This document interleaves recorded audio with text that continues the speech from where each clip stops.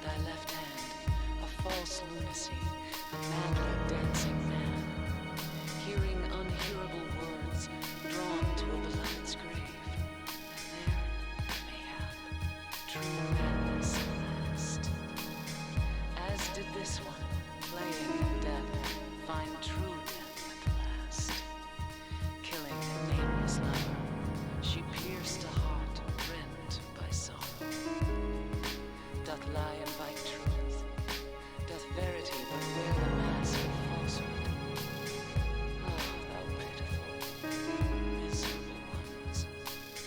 Still amidst lies, though the end cometh not, wherefore yearn for death? Wilt thou attend to thy beloved?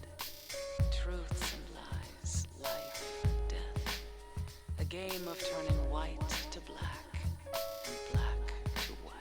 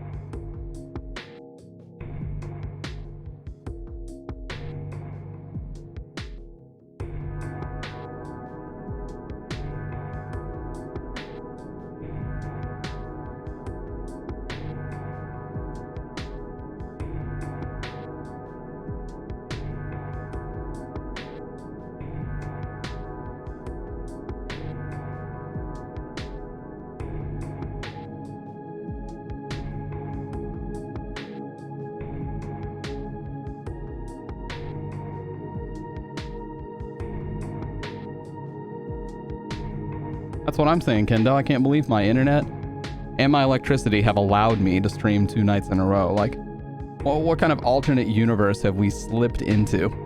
I don't even know. But I'm here.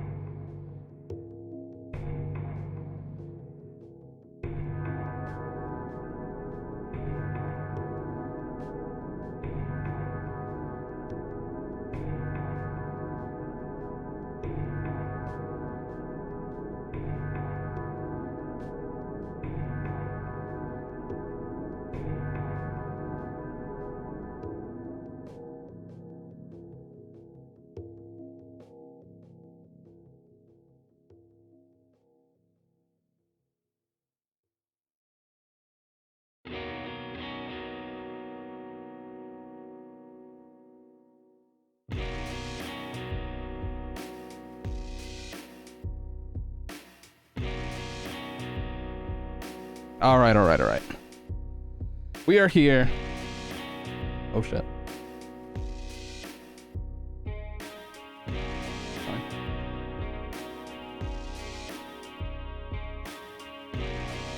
Just got out of the shower a little bit ago, so excuse me. I'm a little bit off tonight.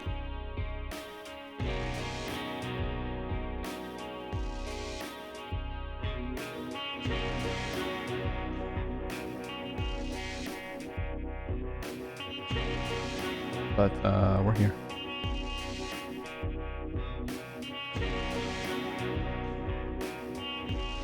Man, last night was a blast on Persona. We actually made really, really good progress. And I feel like that's the first time we've made really good progress since I started playing the game, honestly. Like most other times, it feels like a chore, and I get stuck on certain floors. But that was a really good session, man. That was a lot of fun. A lot of fun.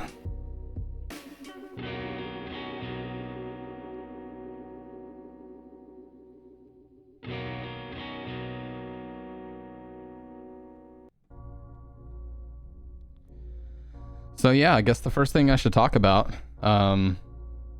this fucking XQC kick deal, man. Because holy shit. It is crazy.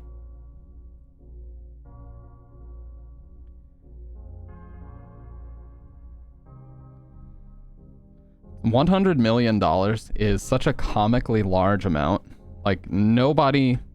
Oh, shit. YouTube's Darkest Videos 5 just dropped. Holy shit, we're watching this. Oh my god. I've been waiting for this video for months. Months! Ugh.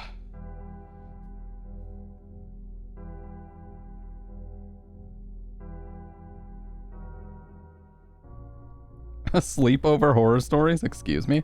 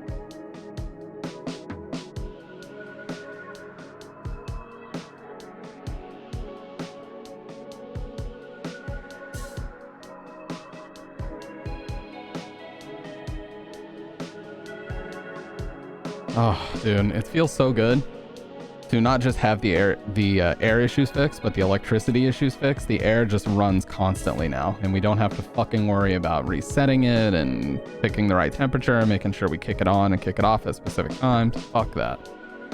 Fuck that.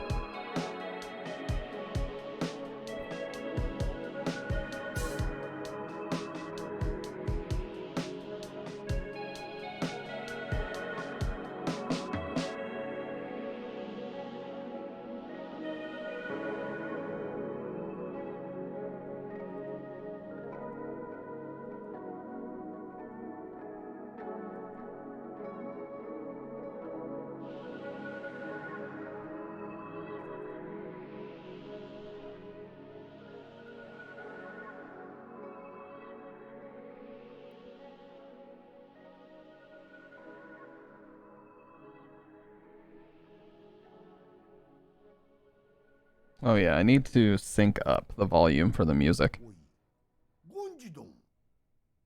Okay.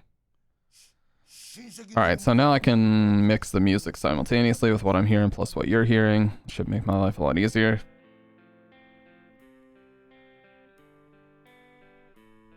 Okay, that's much better.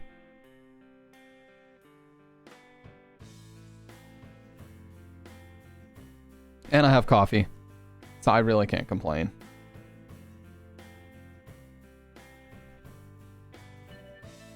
I cannot.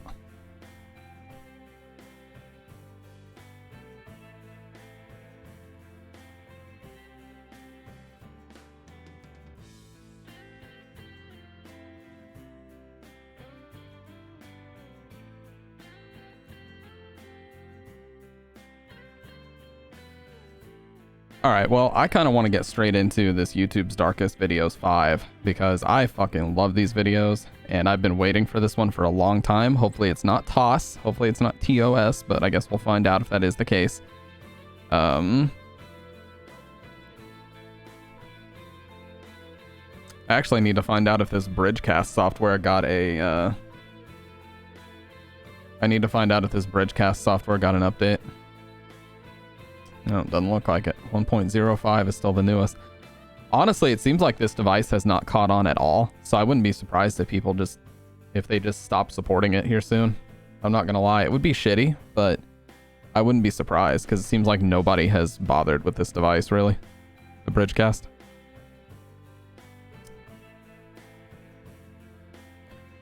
Anyways.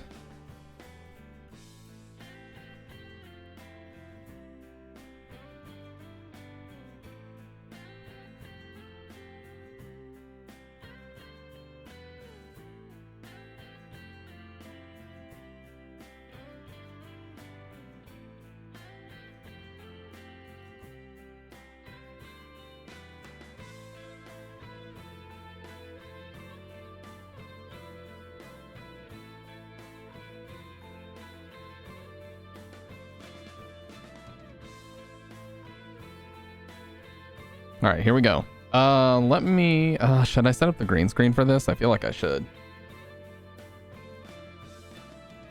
No. You know what? Watching a video, we won't. We won't. That'll only be for gameplay. All right. And so our story begins. Before it's over, we hope you will never forget it. It starts with a chance encounter. 3 hikers are backpacking their way through the densely wooded terrain of the Colorado Rockies, when, through the heavy brush, one of them would notice something bizarre hanging from the trees. It almost looked like a bunch of thin black vines, growing from the stems and overtaking this one particular branch, though it clearly didn't seem to belong there. As the closer they got, the more the object appeared to be man-made, which was confirmed by the sight of a horrifying discovery lying directly beneath it. Dropped there in the middle of the woods was the remnants of a small aircraft, one that had been there for what seemed like years judging by the rust and decay. And it wasn't just the craft itself that was in an awful Hey, what's up, Dr. Red? Composition. Yeah, dude, my electricity and my internet somehow have allowed me to stream 2 nights in a row. I don't know how. But what I do know is this is the new permanent hat. That's what I do know. This hat shape is what I've been looking for years. Also, the two bodies within it. It was a heartbreaking scene and a Facts, confusing one yes. as well, as when officers arrived, the cause of the wreck wasn't immediately clear, and the possibility of this crash going without explanation seemed very real, had it not been for those ribbon-like vines hanging overhead. In reality, those strange objects were actually the remnants of a VHS tape, with its case being cracked open and its contents scattered about the area. And inside the craft itself were pieces of a broken camera, introducing the possibility that the two men inside may have been filming at the time of impact. And so, despite that exposed footage being out there in the elements for an extended period of time, it would be painstakingly pieced together and resurrected, revealing the following footage.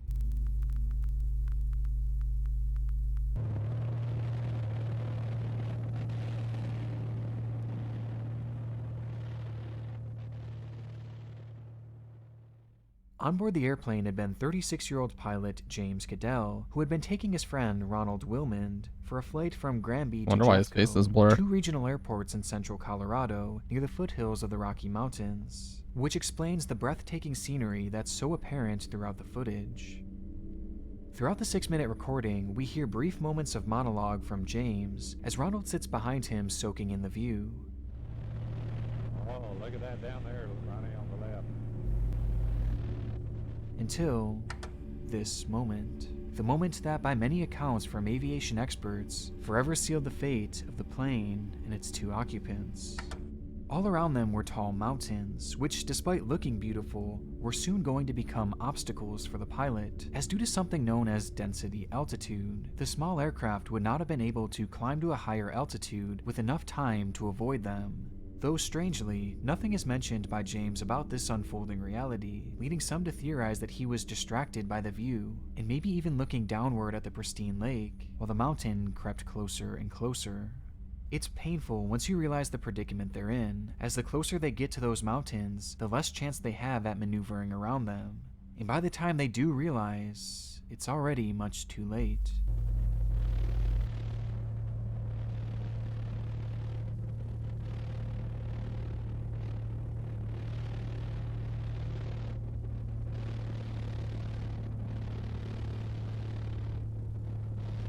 Oh, Jesus.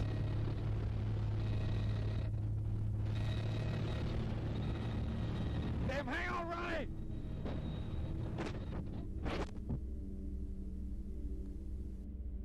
Recognizing their plight of certain death ahead, James was forced to attempt a nearly impossible U-turn, which ultimately would stall the plane, sending them careening to the fast-approaching ground below, where the footage cuts out moments before impact, ending the lives of these two friends in an instant. And it's there that the wreckage would sit for over 3 years until those backpackers just so happened to take that same route. Did people think the they just video is used disappeared? as a teaching lesson for so many up-and-coming pilots, as countless schools across the country show the tape to their students in the hopes of preventing a similar tragedy. But evidently, the film has also found a home in the depths of this very site, where it has come to be known as one of YouTube's darkest videos. For once again, he has come face to face with the adverse effects He does it to me of every time, man. altitude. He does it to me every time, man. Here it is. Is this for me? It's all yours. Now, who is left? It was only the 22nd of December in the year 1990, but that didn't stop Vaughn Taylor from kicking off the holiday early, as he sat by the tree pulling out gift after gift and opening them in front of an old VHS camera. Behind that camera was Edward Deli, a longtime companion of Vaughn who seemed adamant on filming his friend's reaction to the presents. Your light flashing on the front of that. I don't know. Find out. How am I supposed to find out? Number 15, Burger King foot lettuce. The last thing you want in your Burger King burger is somebody's foot fungus, but as it turns out, that might be what you get. I've seen that video way too many times. What's up, the dev?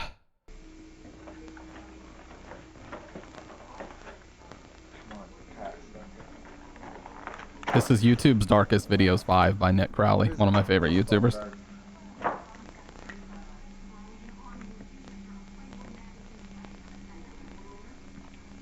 Okay.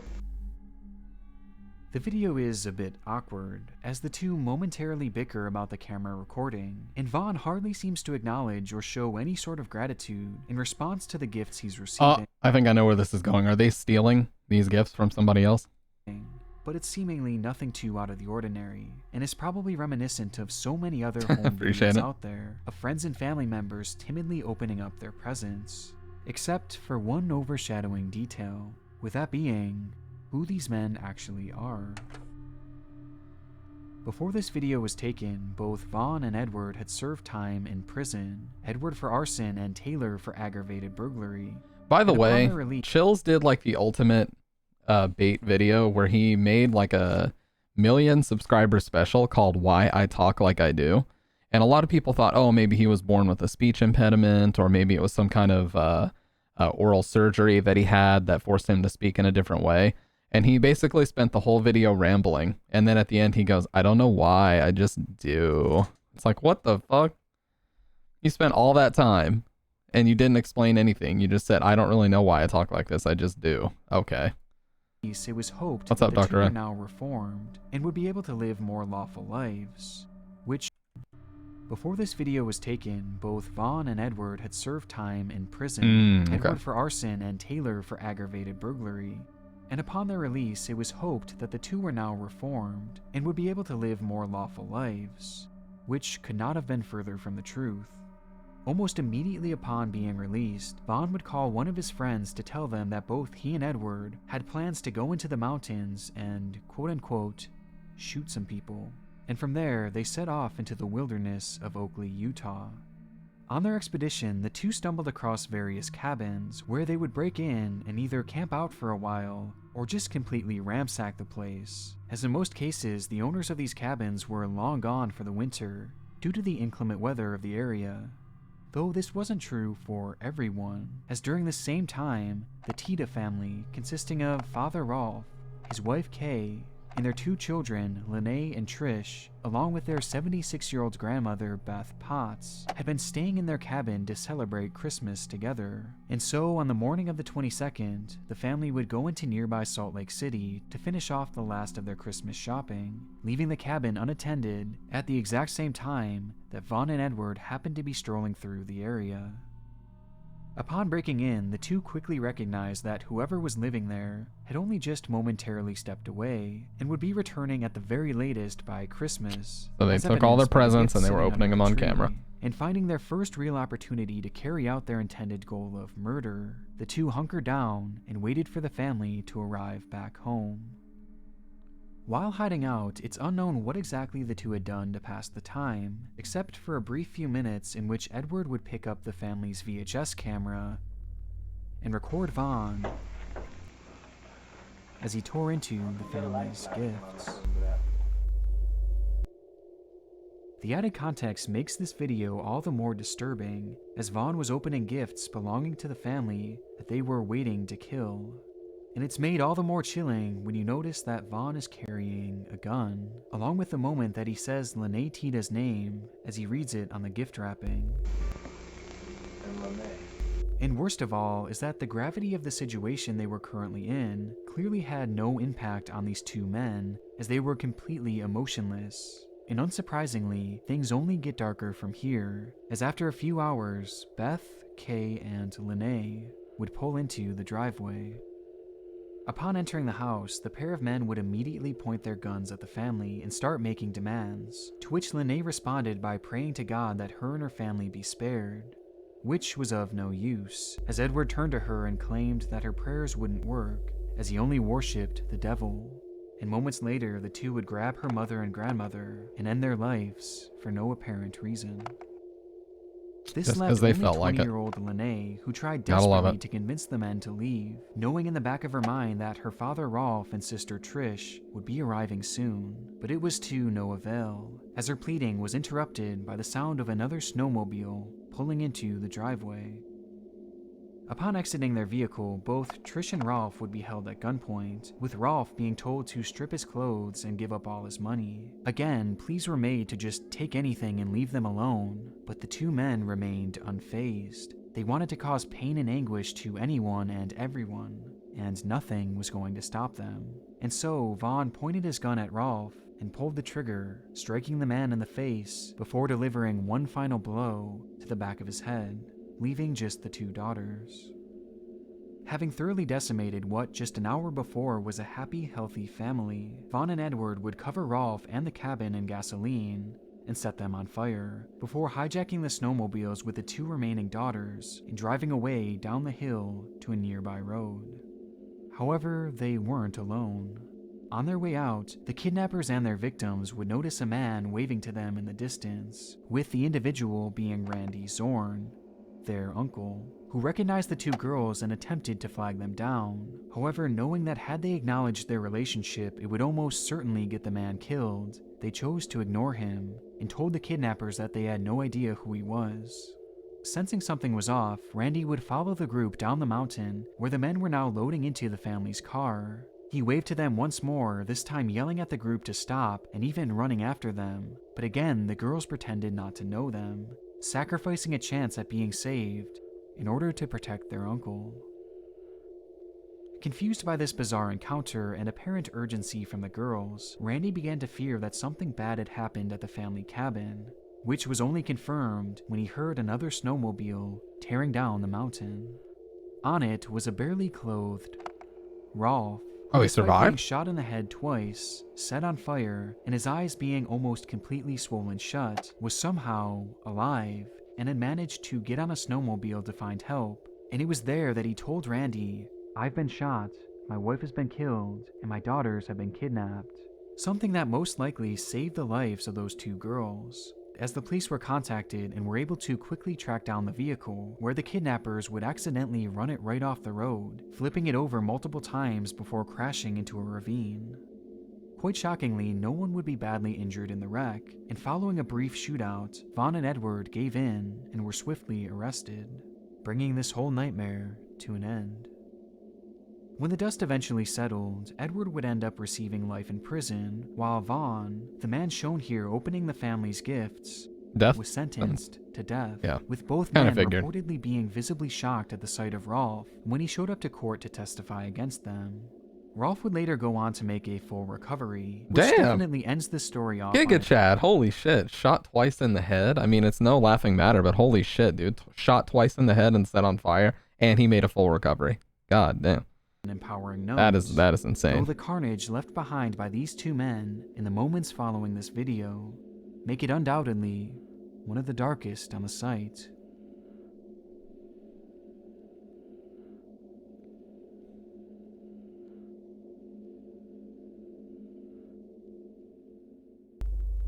Before we get into our next case, I want to first thank... You guys know how it is. Warm up the wrist, skip the ad. Wait, that's him. Does he have an SM7B? He does. I figured.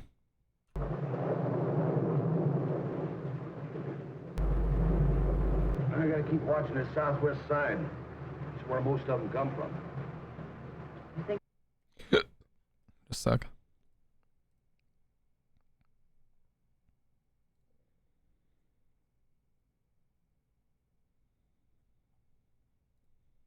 It's likely? No. The odds are way against it, even in weather like this. But there's always a chance. The day was already off to a terrifying start, as hail began to fall from the sky and the sun became completely concealed by the dark clouds forming overhead. This was nothing out of the ordinary for the area, though, as Joplin, Missouri is and has Oh, been I know a lot about the Joplin tornado. It is the most deadly tornado in the entire 21st century, and almost the most deadly of the 20th century as well. The tri-state tornado is the only one that's worse. This was an EF5, absolute worst case scenario, because the way that it moved was so unpredictable that they were only able to get the sirens on 26 minutes before most people were hit. In some cases, it was hard to hear, so it was more like 15 minutes. So nobody had time to properly take cover. Nobody had time to properly prepare for it. And it was a devastating, deadly EF5.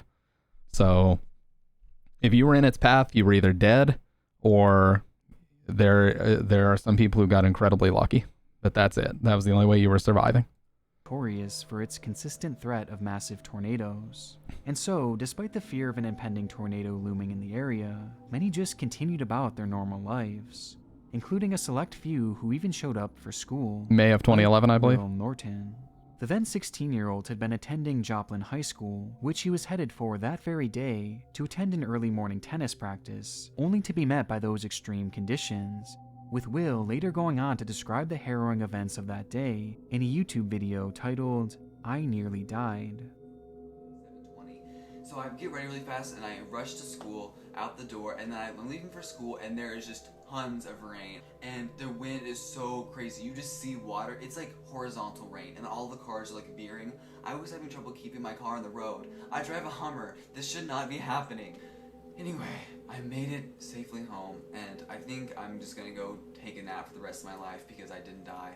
Oh my gosh, I'm done. The video was posted to his YouTube channel called WillDeBeast88883333, where he had found genuine success in the early days of YouTube, becoming a pioneer on what was then a brand new space, long before YouTubers were ever actually a thing. But throughout his entire channel, this upload was by far the most chilling, not just due to the brush with death he experienced that day, but because of the events that would unfold later just that day. 2 years following its release. Okay, yeah, 2 years ago. The date was May 2nd, 2011, but for students of Joplin High School, they simply referred to it as Graduation Day, the day in which Will and his classmates would walk the stage into the next chapter of their lives. It was an event that Will and his family watched excitedly from the crowd, before the moment was interrupted by the ringing of a tornado siren. These sirens lasted only around 30 seconds, leaving many unfazed as they were practically a daily routine in the area, given just how common severe weather was.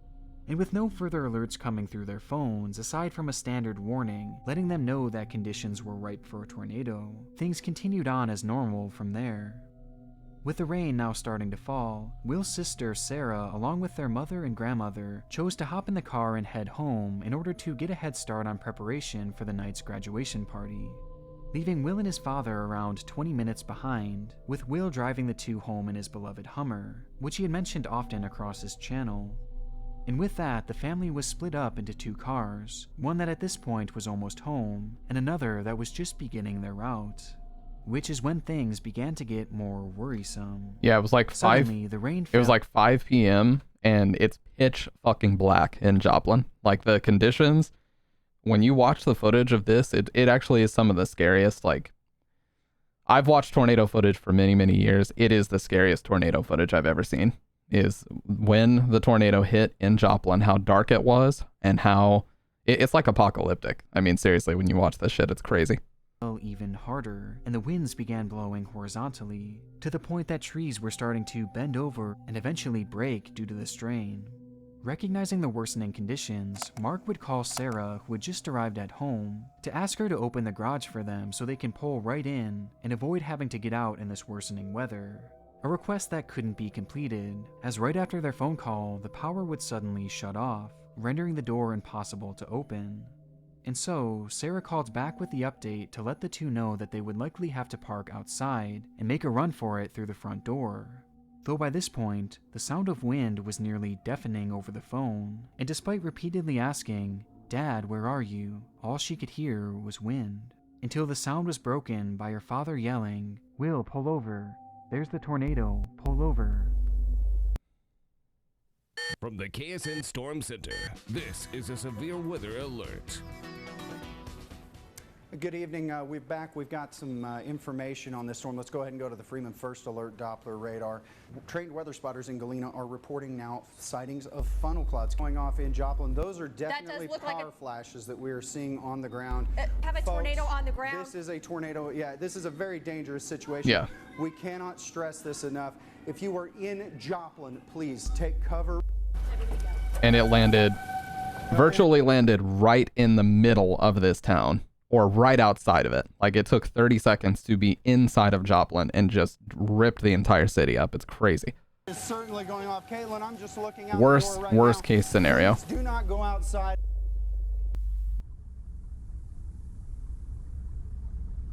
Towering in front of Will and his father was a massive 1 mile wide tornado. EF5. With its winds gusting around 250 miles per hour. It was an EF5, the highest ranking a tornado can achieve. Yeah, look at that And shit. now, Will and Mark were directly in its path. Suddenly, all Sarah could hear over the phone was the sound of crashing and destruction. Before the call would be dropped. In that very moment, the tornado would come in direct contact with the Hummer, causing it to flip in the air multiple times. And despite Mark desperately holding on to his son, Will would slip through his father's arms and be sucked out of the car's sunroof. Somehow, Mark would manage to survive the direct hit of the tornado, but so many others were not as lucky, as the disaster would leave a staggering 158 people dead. Look at this. Including... Look at this. That was what the entire city looked like. Just ruins. Somebody said it looked like a bomb went off. Like a nuke. Like straight up, just fucking complete devastation. That's EF5 type damage. Trees debarked, no standing structures, period. Fucking complete destruction. The disaster would leave a staggering 158 people dead, including Will, who despite being missing for days, would be found at the bottom of a nearby pond days later. The story alone is incredibly grim, but it's made all the more disturbing by the video posted 2 years before, which now features so many chilling moments of foreshadowing. I'd pull over into the big puddles and I was like, ah. Keep in mind, I drive a Hummer, so really I shouldn't have any reason to be scared.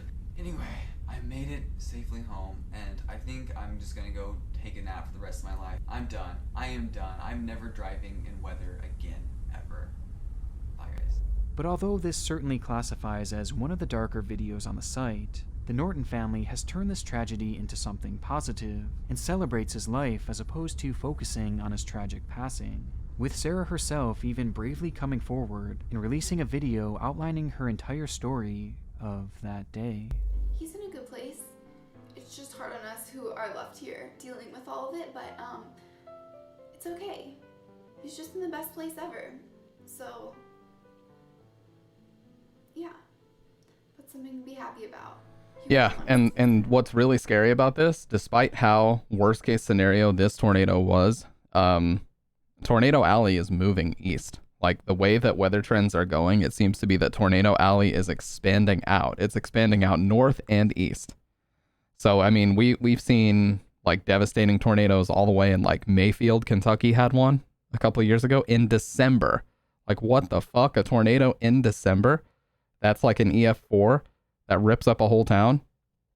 The fuck is like that was unheard of just a few years ago. So as scary as this Joplin one was, like the way that weather trends are going, more eastward states are going to be dealing with shit like this soon. April and May are the epicenter months every year. It's like there's nowhere you can go except for California. And in California, not only do you have to deal with insane cost of living, which that's a completely other thing, but they have earthquake threats over there. So there's really nowhere you can go to completely avoid, you know, nature. Getting closer and closer. The seconds are ticking. Excitement is building. I drove through Kentucky in January after that tornado. Everything was fucked. Dude, the whole city got leveled. Mayfield, there's drone footage. What's up, by the way, Jordan? There's drone footage of the city before and after it literally looks like a flat, like, floor plan for a fucking apartment. You know?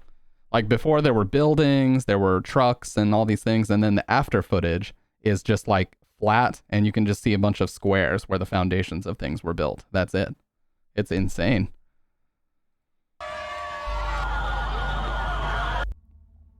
It was set to be the party of the year, a celebration to say goodbye to 2008 and hello to a brand new promising year. It was New Year's Eve, the day where everyone is looking for a fun party to attend.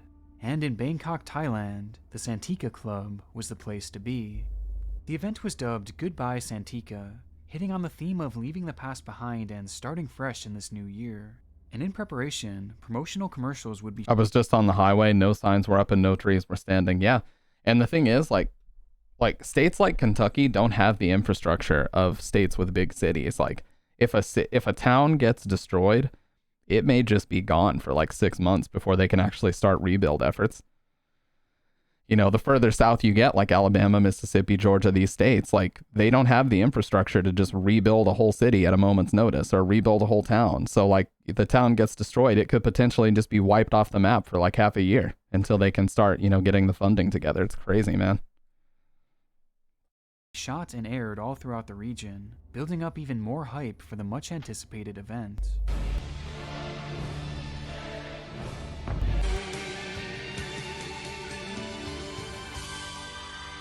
Goodbye, Simple Dad.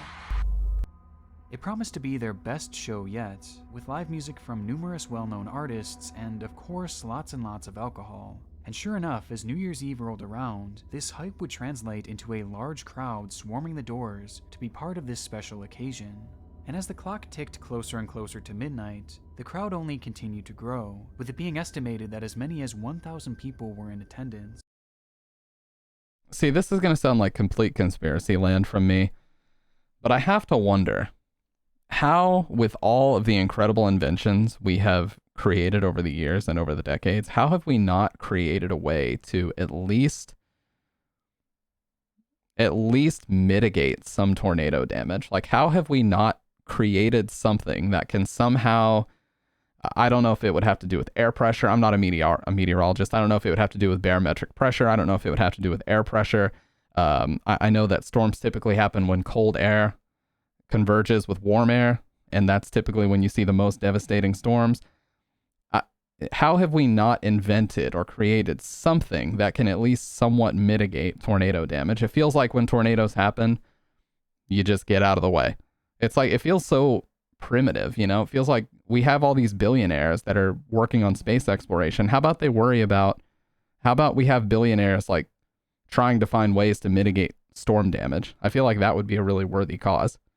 But it just seems to be that nobody's interested in doing that. You know, nobody's interested in doing the research or the development for a product like that, and I don't know why. It's weird. At this point, very few videos exist from this night, and though in the time since... And let me be clear, I know it's not that easy. I know you don't just create a thing and you go, oh, tornado, press button, tornado's gone now, LOL. I know it's not that fucking easy. I'm just saying, like, why have we not even attempted? It seems like nobody's even attempted to research such a thing, you know? And it's just weird to me. Key clips have come forward that piece together the events which transpired once the crowd had gathered. At 11:44 p.m., with the big day only minutes away, this video was taken up close to the stage, showing not only the high energy of the night, but also the massive people crammed into this venue.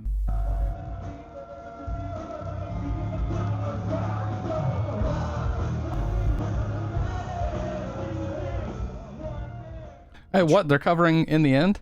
I heard that it doesn't even matter. You hear that? It truly was the place to be, the kind of party that so many would have loved to be part of.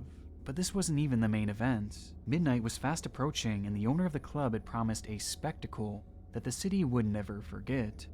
And so an idea was hatched. Please no pyrotechnics. Sparklers, which would be lit and used during the countdown. So many times this has ended in disaster. Don't do pyrotechnics in a small club. It's a horrible idea.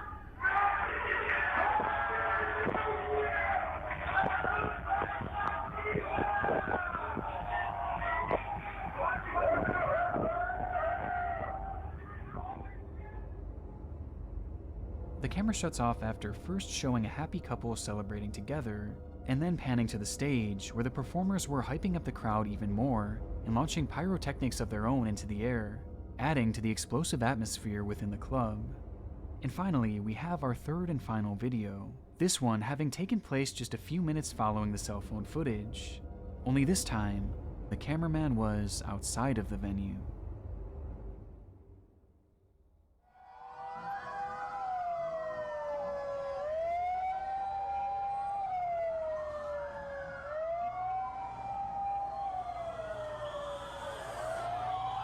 This reminds me of that really fucked up footage with the band Great White performing in that club, where the whole place was set on fire, and for some reason, like, one of the front doors was locked, so people had to basically trample each other to get out, and that was one of the worst, you know, club fires ever. Like, people, stop using pyrotechnics in small clubs, period.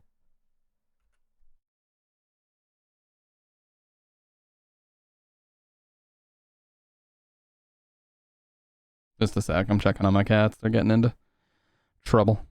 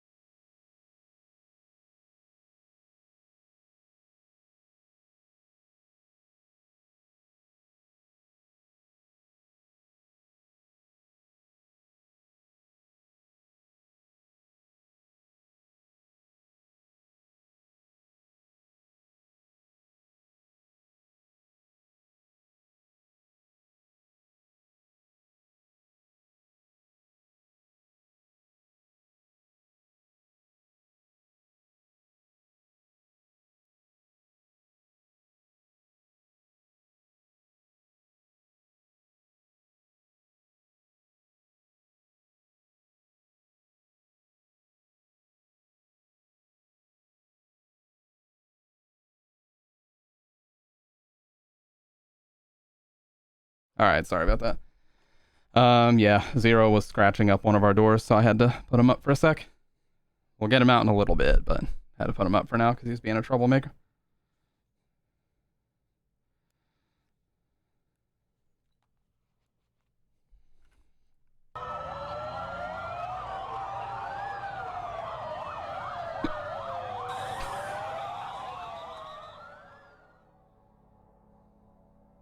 No one really knows how it started. Perhaps it was the fireworks launched indoors as part of the performance. Or maybe it was the countless sparklers handed out to a sea of drunken people. Or potentially it was a combination of both.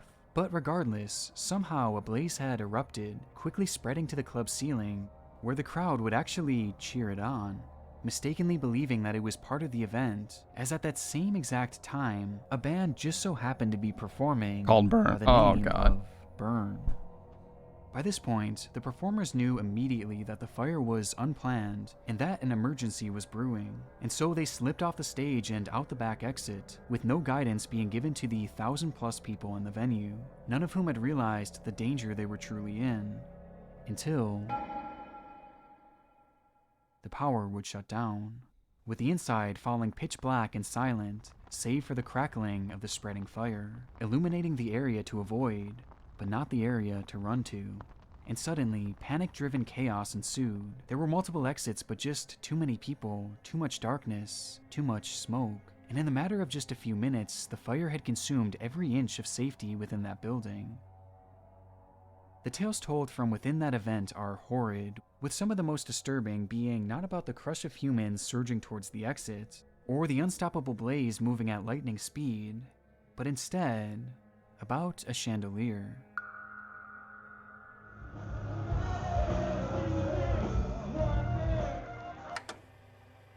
In the video preceding the disaster, we see briefly through the low-quality imagery a chandelier, the club's crown jewel, measuring in at a whopping 10 meters in diameter and weighing over a ton. And while the fire began to spread to the ceiling, it came in contact with the base of this massive artifact, causing it to heat up and eventually snap from its supports, landing atop of the crowd below and taking the lives of multiple people.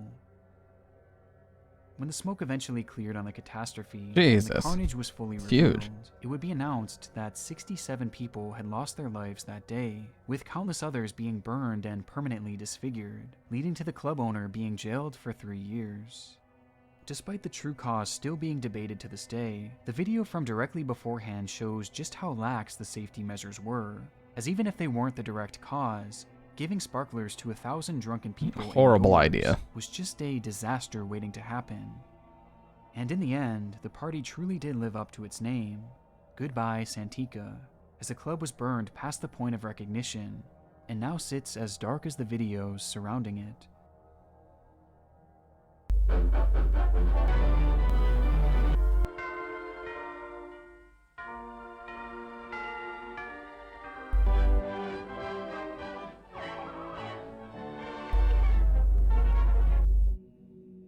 Our final video is probably one of the most unusual cases that I've come across in quite some time. God, this is one thing I can't stand. Stop using this blur. Like, looking at this blur makes me nauseous. The story of Akmal Sheikh. Okay.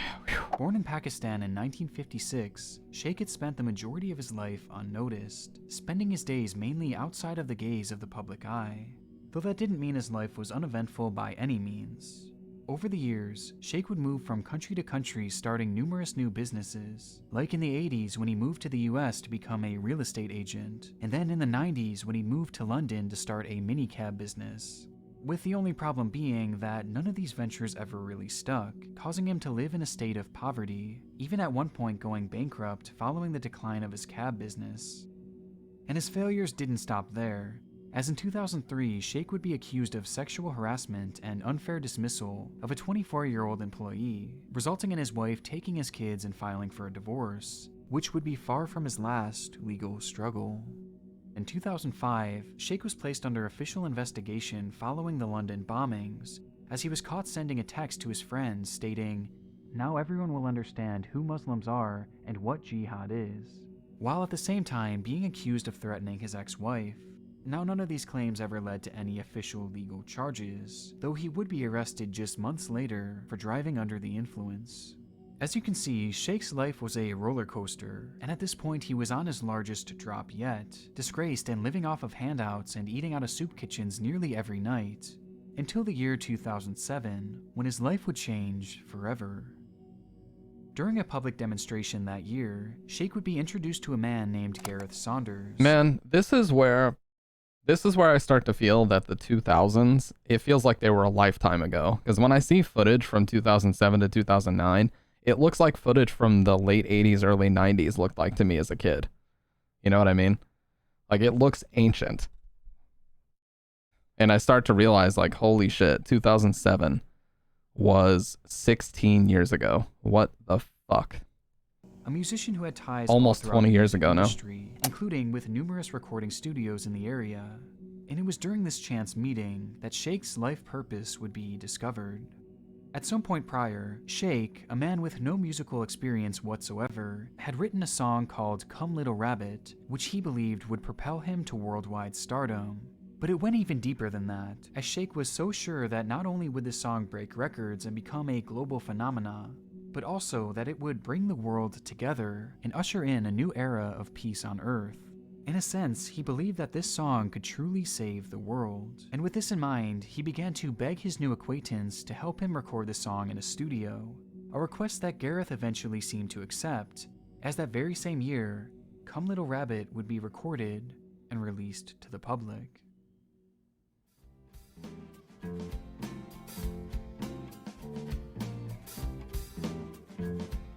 Come little rabbit, come to me. Come little rabbit, let it be. Come little rabbit, come and pray. La ilaha illallah. La ilaha illallah. Illallah, illallah. La ilaha illallah. Illallah, illallah. I mean, as you can probably tell just It sounds pretty Based on how standard. things are going Sounds like a nursery rhyme. so far, the song did not perform as intended, and sadly the world did not come together in harmony upon its release, likely because the song just wasn't very good.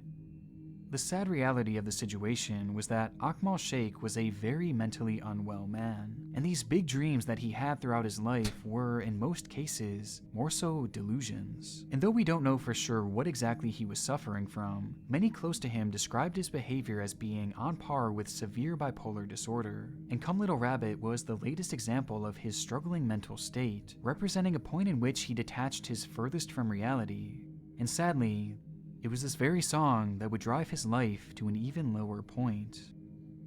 As the world continued on with its usual chaos after the release of Come Little Rabbit, Sheikh still believed that it could provide peace on Earth, becoming convinced that the only reason it hadn't worked already was that no one knew who he was. But this was all going to change after he received an opportunity that would shift the course of his life.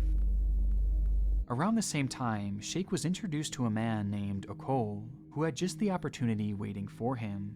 By pure chance, a once-in-a-lifetime performance had opened up in one of China's biggest nightclubs that just so happened to be owned by Okol, and supposedly being impressed by Come Little Rabbit, Okol decided he was going to fly Sheikh out to China to fill that slot and perform in front of thousands. And so on September 12th, 2007, Akmal would be flown to China free of charge to make his dream a reality. But before leaving, Sheikh was given a single suitcase by Okol, which he was told to bring along with him to their destination, since due to a scheduling conflict, Okol had to grab a later flight, leaving Akmal all on his own. By all accounts, the flight there went smoothly, though trouble quickly arose when the plane touched down at Urumqi Airport in China, as there was one major issue. Sheikh didn't speak the language, and so once released at the gate, the man had no idea where to go and was unable to communicate with anyone, leading to him pacing around nervously and acting slightly erratic, which didn't go unnoticed by airport security. They watched the man's behavior deteriorate for several minutes before ultimately making the decision to detain him and search his belongings, believing that surely he was up to something suspicious. Which is when they'd open that very bag given to Akmal by Okol, only to discover a staggering 4 kilograms of heroin. The discovery sent Sheikh into a panic, as he was completely unaware that he was transporting illegal contents because the bag didn't even belong to him, stating adamantly that it belonged to his friend Okol, who was flying in on the next flight. And I bet this Okol person doesn't even exist. I guarantee they don't. And would be there soon to help clear things up. And so surprisingly, security seemed to believe him, as they all sat waiting for Okol to step off the next plane and set the entire situation straight, though he never did. In reality, Sheikh had been tricked into becoming a drug mule, taken advantage of with his mental illness used against him to make him commit a crime he had nothing to do with. There was never any club and there was never any performance, it was all just a ruse. And despite the authorities' willingness to wait for the man at first, their patience soon wore thin, and Sheikh was arrested for drug smuggling, with his punishment being death. A British man convicted of drug smuggling in China has now been told of his fate. Akmal Sheikh will be executed by firing squad within 24 hours unless the Chinese authorities have mercy on him. His family says he has a history of mental illness and may have been duped into smuggling drugs by traffickers. The decision was extremely controversial all across the world, with the backlash leading to the case being heard for a second time in 2009. And despite numerous requests by Sheikh's lawyer to have the man undergo a mental evaluation, as he had been quite clearly taken advantage of, they were rejected, and the initial ruling was upheld, with a date being set for his execution on the 29th of December. Following this shocking decision, the first and one of the only 4 recordings of Come Little Rabbit would be posted to YouTube, which featured not only the lyrics, but also the sad story of Sheikh along with it, including a call to the viewers to join the effort in stopping the impending execution, as part of a massive final push to change the minds of China's government.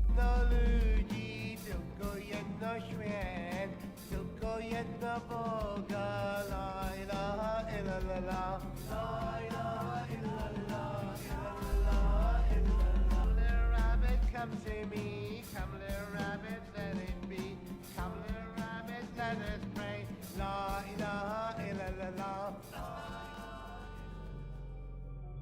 but it was no use. And on the morning of December 29th, Akmal Sheikh would receive a lethal injection, with China supposedly walking back their plans to execute him via firing squad. Though either way, the man was dead, and his body would never be returned. Today, the video of Akmal's song and the pleas to save his life remain as a forgotten relic here on YouTube, encapsulating the story of a man whose desire to bring the world together in song was cruelly taken advantage of. And though it was peace that he was so desperately seeking, the song would only lead to his ultimate demise. That was an insane story.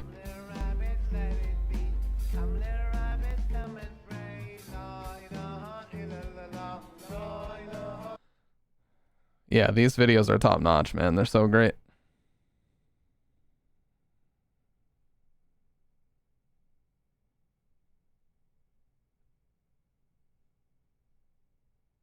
The owner of the club only getting 3 years for their disgusting negligence is an absolute miscarriage of justice. It's even more outraging after seeing a guy get the death penalty for much, much less. Nick, this is so true. Nick is like this cool uncle that visits very rarely, gives you cool gifts, and then disappears for another year. So true. He posts like once a month at the most.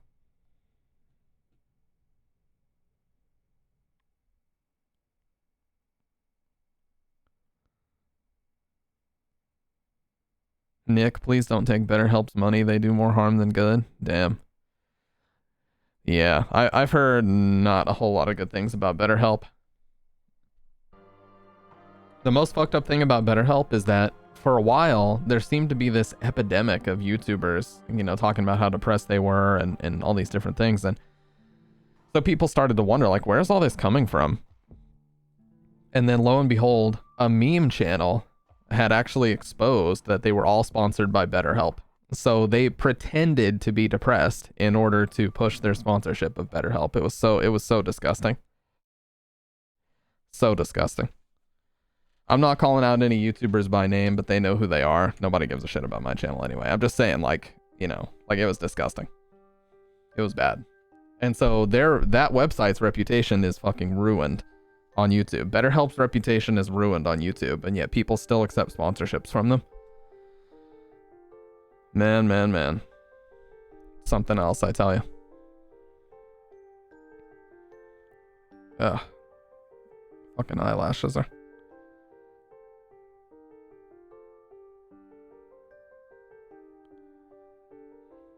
Ugh. Shit.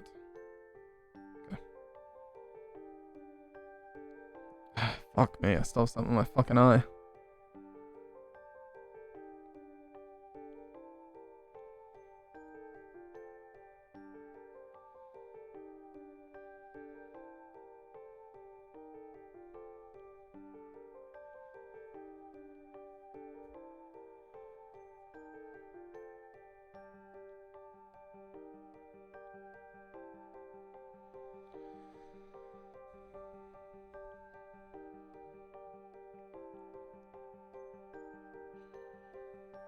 Okay.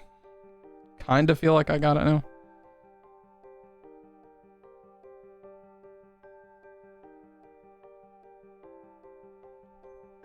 Ugh. But yeah, it's just, you know,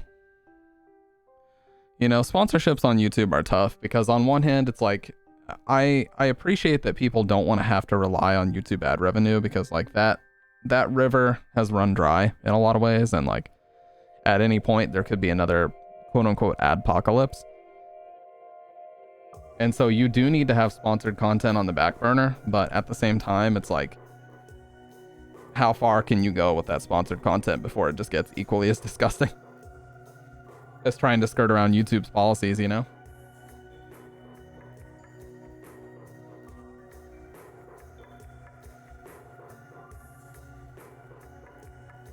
But, you know, it's tough because, you know, it's not as if YouTube is run on a moral platform itself. Like, Google has done some shady shit.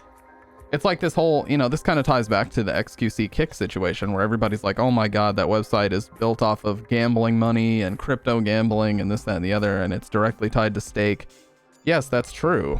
But like, let's not pretend like Twitch, which is owned by Amazon. Let's not pretend like Amazon is the most morally righteous company ever. It's really not. Like, the amount of shit that Amazon does is pretty bad too. So it's not as if you can say that one side is definitively better than the other just because it, you know, doesn't work that way. It just doesn't work that way.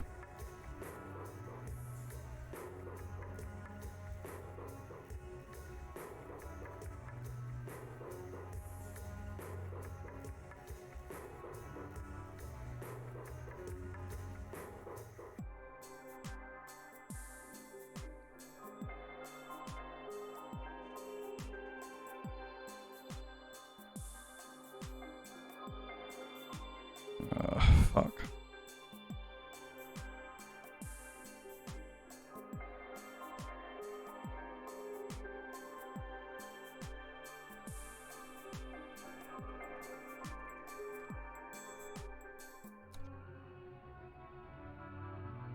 But yeah, I gotta say, like, Nick Crowley and Nexpo are a couple of my favorite YouTubers, easy.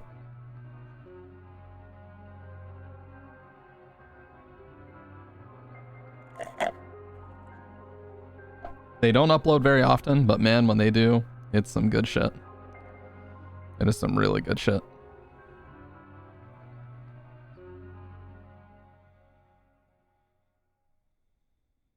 Man, this SM7 is up to $255 now. Fucking sucks.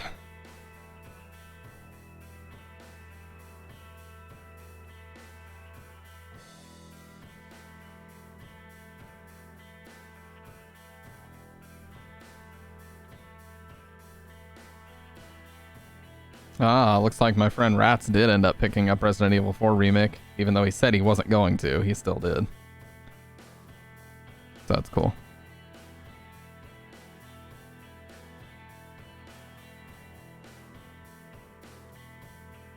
Yeah, he got it on May 21st.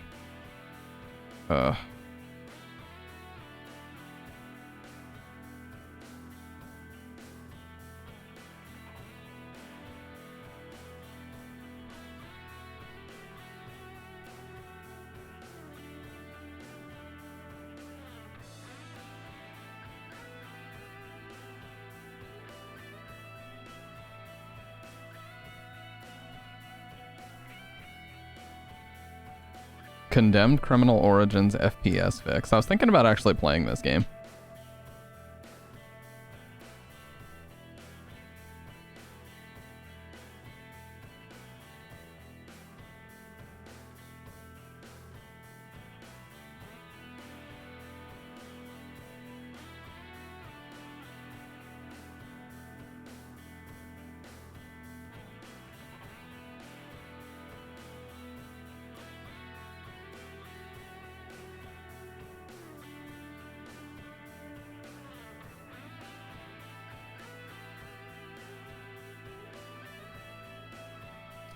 Wonder if they're ever gonna make a Condemned 3, dude.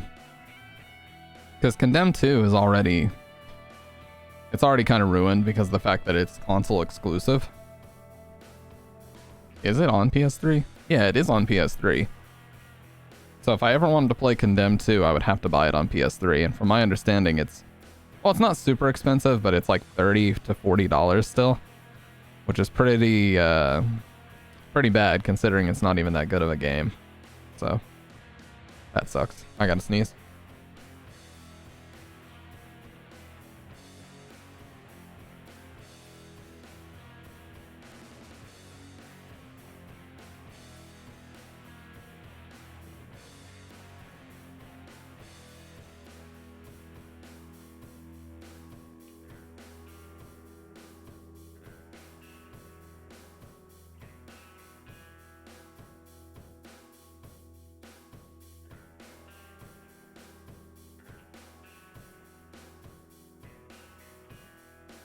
God, that was a violent one. Fuck. My allergies have been fucking crazy here lately, man.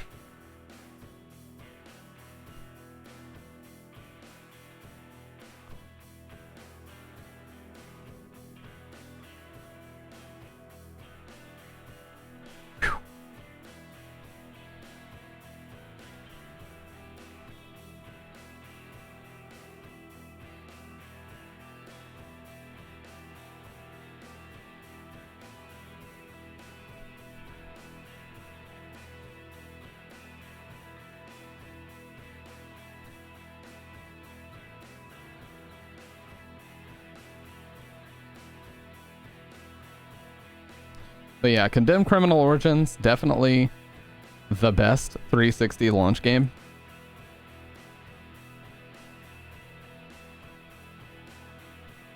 Crazy to even think that it was a launch game, but yeah, it came out November 15th of 2005. Crazy. The 360 version is very expensive now. It's like $55. There's a Platinum Hits also that I'm sure is cheaper.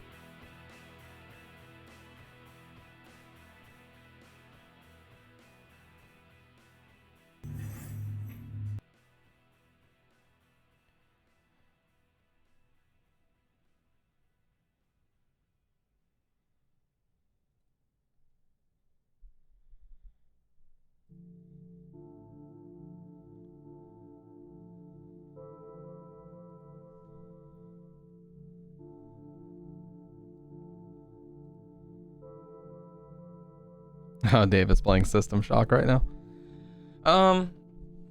Yeah, I'm either gonna play Condemned or I do want to play an FPS.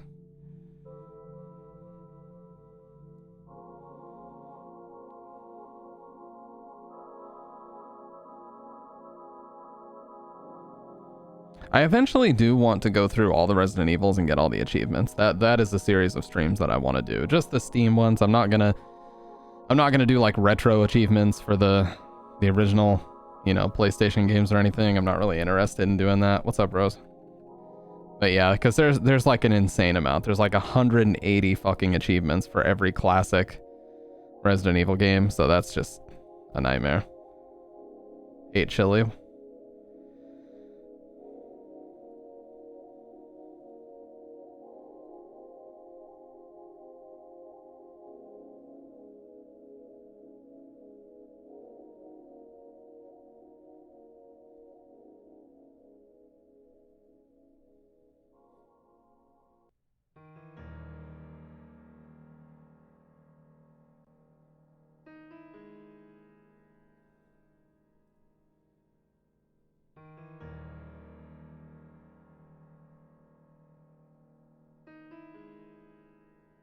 Eight chili lurk. Goodbye.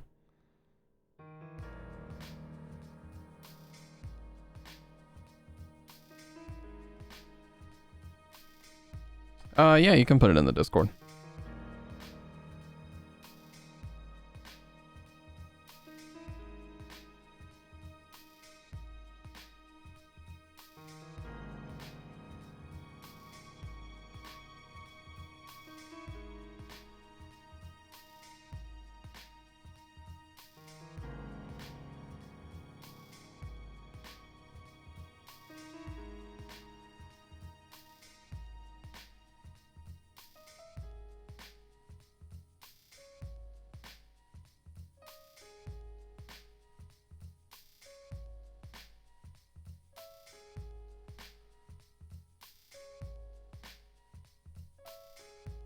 But yeah, honestly, I'm not a fan of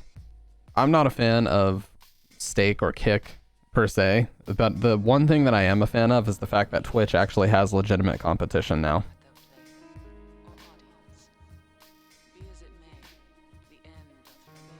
Discord isn't allowing you to post links or photos without deleting it? In my Discord?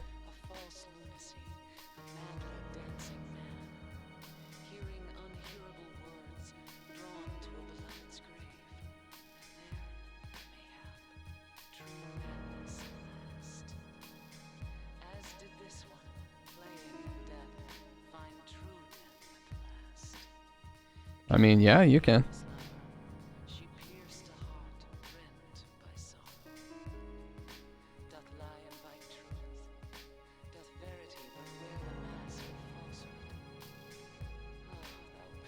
But yeah, this is the first legitimate competition. I mean, Mixer, I wouldn't even really call that competition. Whatever Mixer was, it wasn't competition. It was just plucking a couple of the top streamers at the time and hoping that a bunch of people would come along for the ride, but it just didn't work. You know, all that happened was the people who were watching Ninja and Shroud just stopped watching them and they just went to other people. Like Summit especially blew up in that time because everybody was like, okay, well, Ninja and Shroud are gone. Well, I'll just go watch Summit then. So this move, I mean, this $100 million, like people have pointed out, literally more than LeBron James' LA Lakers contract. That's an insane number. That is a number that's going to get people moving over. And he already said on his stream, he wants to pioneer the shit. He wants to get all the same features. He wants to get the chat up to the level that Twitch's chat is. And I think that's admirable. So if we can get a legitimate competitive site that will allow us to put some pressure on Twitch, that's a good thing. It's going to force Twitch, and it's not even exclusive. Like, Twitch hasn't even deleted his account yet. Like, Twitch hasn't even deleted his account yet.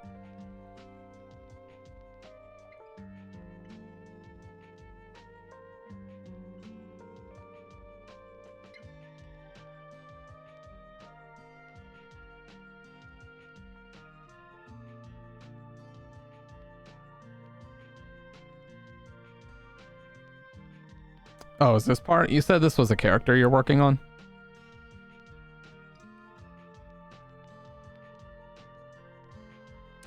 But yeah, actually, Hassan, of all people, that I was watching, did say something that's very true.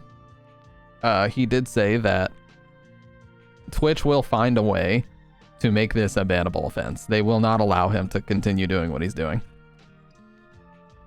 Like, his channel still exists right now, and it has the partnership checkmark, but it probably won't for very long.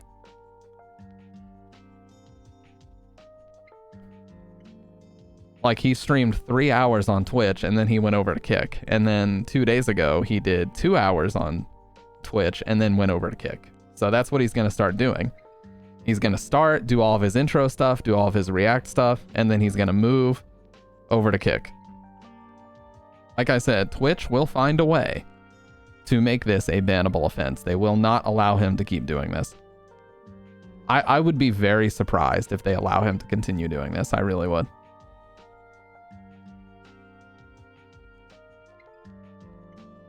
No, that's really cool. What program did you actually use to make that? Was it a tablet drawing program, or was it like with a mouse?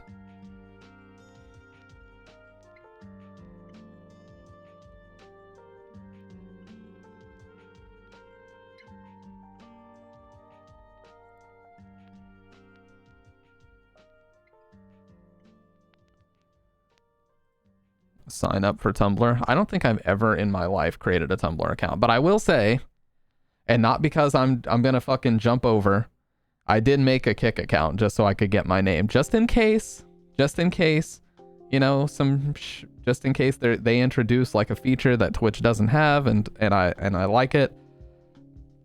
I may jump over there. There are no plans to do that right now. Let me be clear. I do not intend to go over to Kick right now. But I just went ahead. I like to just create accounts on sites so that my name can be locked in. Nobody can take my name. And yeah, so I made the account yesterday, and nobody has taken Stampede_G. So I have that name, and it's ready to go in the event that I ever want to use it in the future. No plans to do it right now, but you know, you never know. You never know.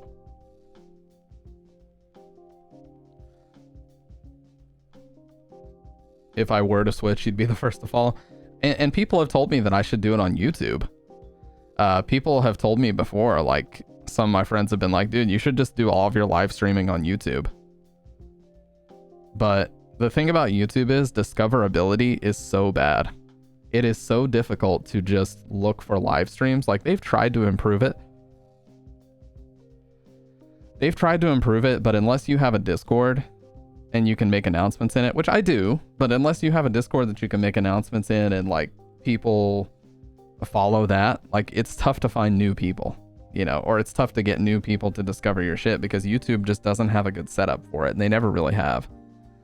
You like Tumblr, you get to exist in ignorance. I have heard about Tumblr for many years. I don't think it has like a bad reputation for art or anything, but I have heard that it's got a bad reputation in other areas, but I've just never really been a person that likes blogging websites like that. And honestly, if you're gonna like upload a bunch of photos, I'd rather just use Instagram or something like that. Or honestly, these days, TikTok. I feel like anybody who's my age, I'm 28 or older, needs to just get it out of their head that TikTok is a Zoomer app and just start using it. Because dude, there's so many eyes on TikTok that it is never a bad idea to put your stuff on there. Like I have like 3 or 4 clips. Each one of them has thousands of views.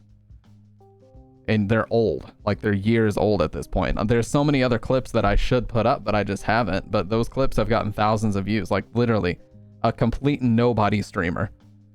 And they can still get thousands over there. So, you know, there's so many eyes on that app. There's no reason not to put your stuff on it.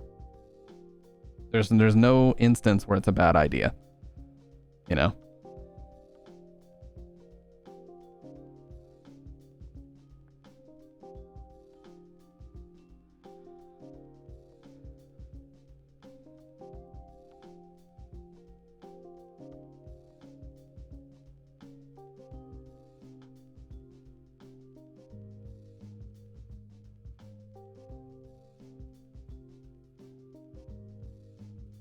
But yeah, I just feel like Twitch has had a lot of competitors over the years.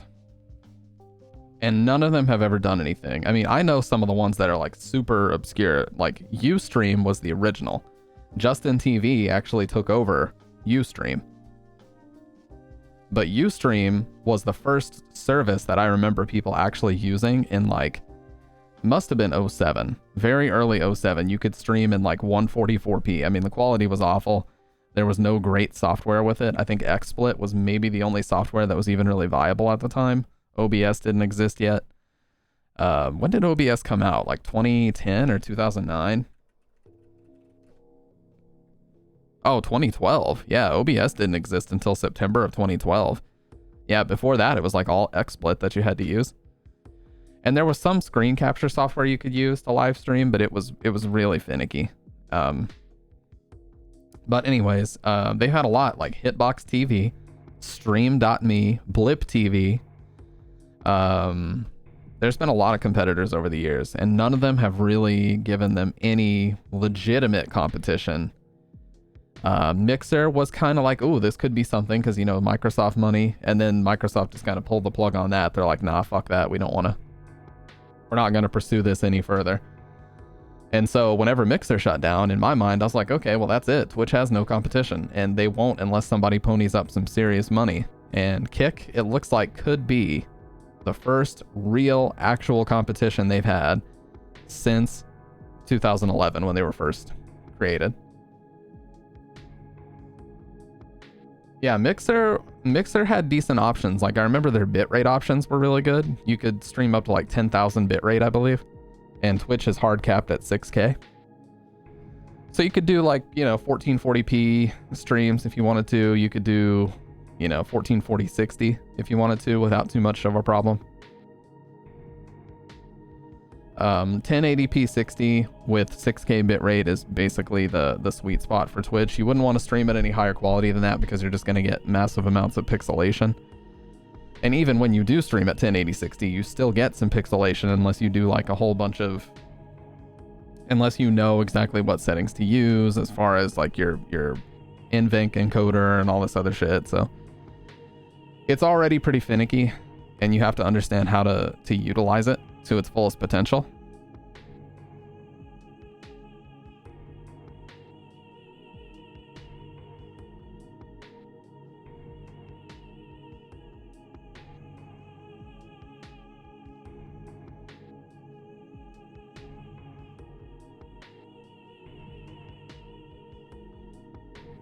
But yeah, it's just very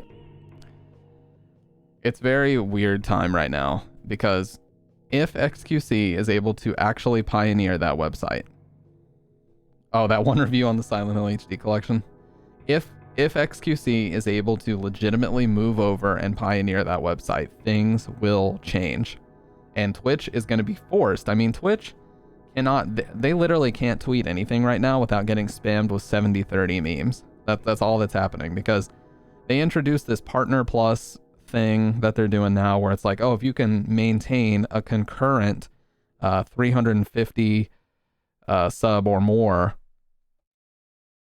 if you can maintain a concurrent 350 subs or more, then you can get your 70/30 split. But there's only like 1,000 people that are even in that camp total, and it doesn't really help anybody at the end of the day.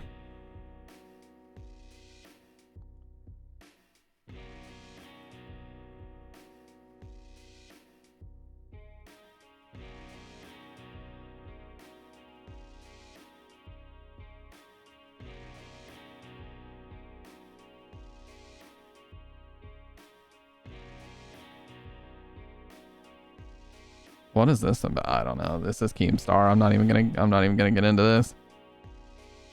Actually, people that say stuff like this, you don't understand that Kick makes Twitch money. Like, Kick is using... Okay, I'm not even gonna get into this. But anyways,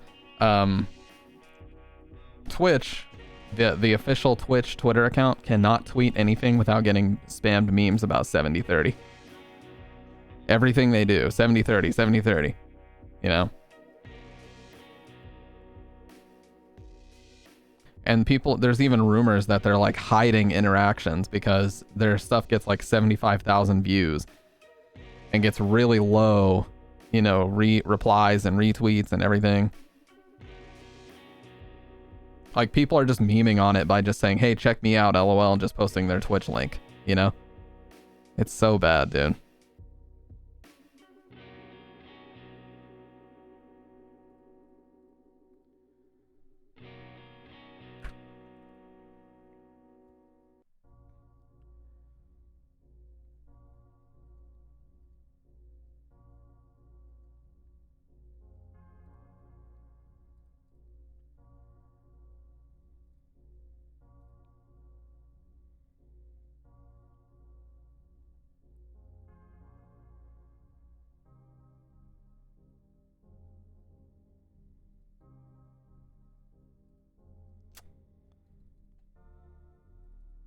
Yeah, that's the well, I do have a pretty definitive YouTube video on that though.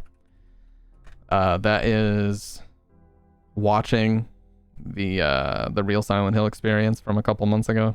So that is out there. I kind of do want to play Condemned tonight, Condemned Criminal Origins, but I have to install it and make sure it's not going to fuck up. Let me see if it has any problems with new systems.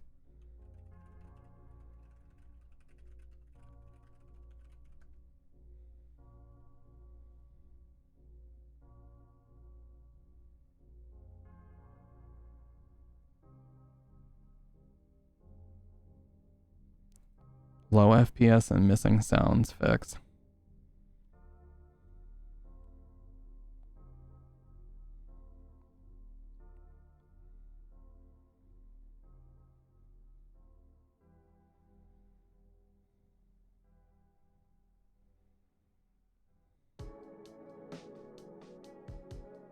Man, the beginning of this song is so great, but the second half.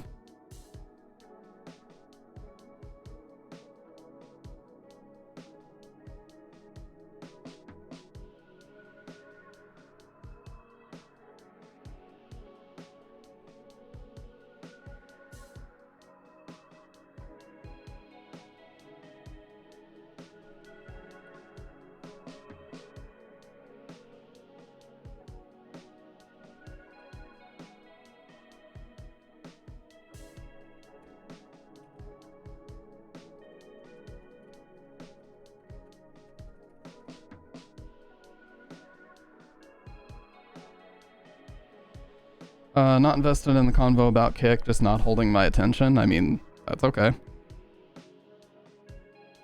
I don't expect every single thing I say to hold everybody's attention. I'm gonna blow my nose really quick. Give me just a sec. Yeah, apparently there's an FPS fuck up with the game. And some sound issues too. I did notice the sound issues last time. But I only played like 90 minutes, so. If it's a bitch to install, we won't worry about it, but if it's easy, we'll do it.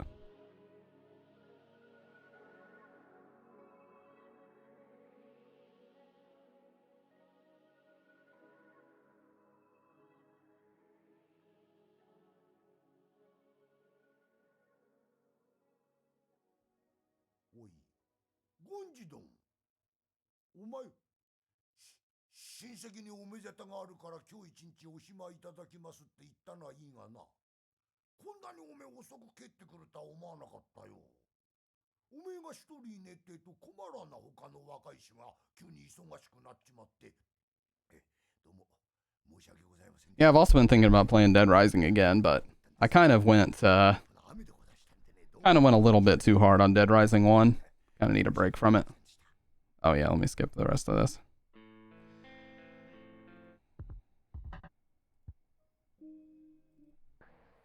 Yeah, I kind of went a little bit too hard on Dead Rising 1. I'm not quite burnt out on it, but I just played it a lot back in like February.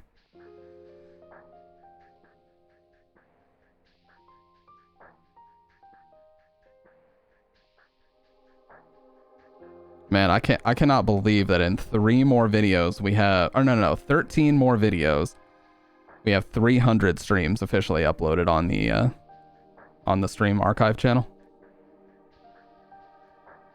And of course, there should be way more than that, because had I not been a lazy fuck and got the channel running earlier, then we wouldn't have lost nearly as many streams. Because there were some genuinely really fun streams that we lost, you know, back then. And that does suck.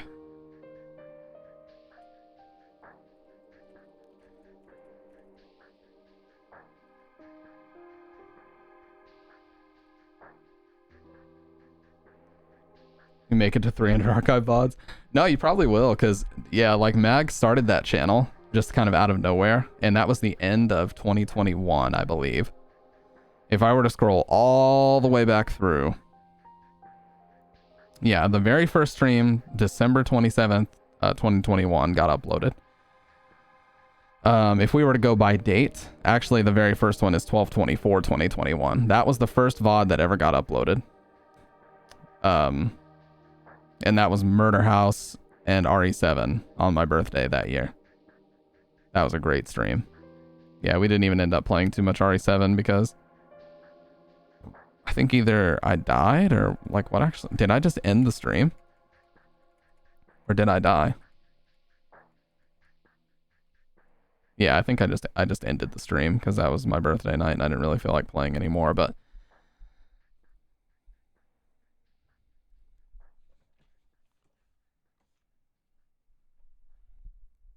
either way.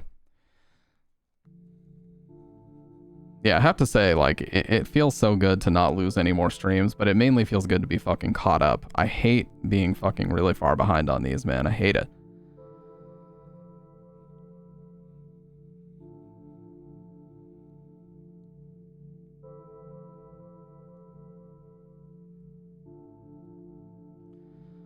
Because then you have to like grind out a whole week of just 10 uploads a day, 10 uploads a day, 10 uploads a day until you're finally caught up.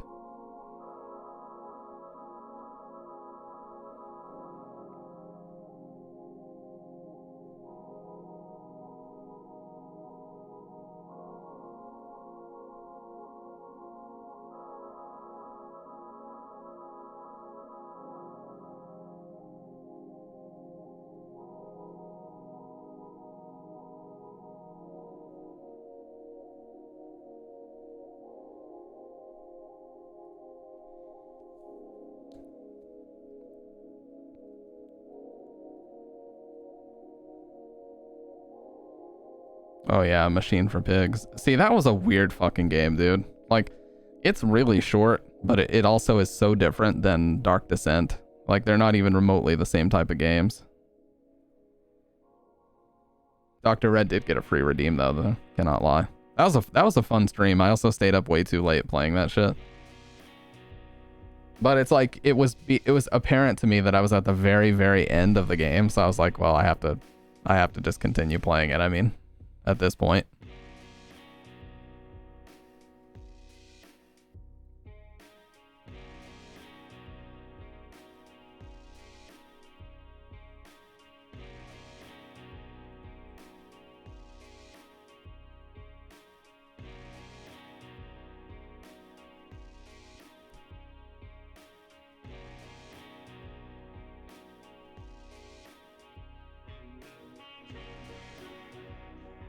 That At Dead of Night game also is one that I want to revisit. Oh yeah, I also wanted to check the, somebody posted something in the game and video suggestions channel.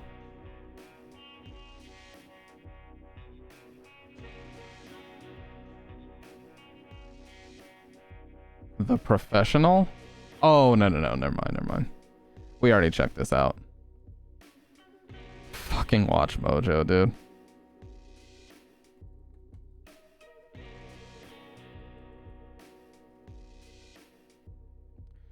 But yeah, competition is always healthy. I think, you know, we see it in every industry.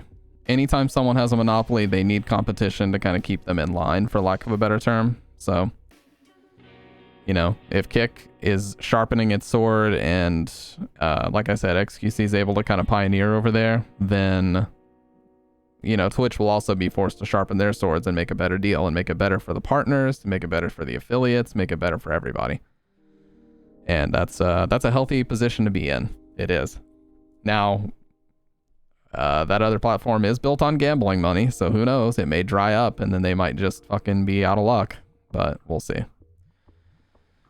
Anyways, I'm selecting a game and I'm breaking out the green screen because it's time to play something. If I do play at Dead of Night, I would have to restart it because it's been a long time. I have not played it since October of 2021. Holy shit, I did not realize it's been almost 2 years.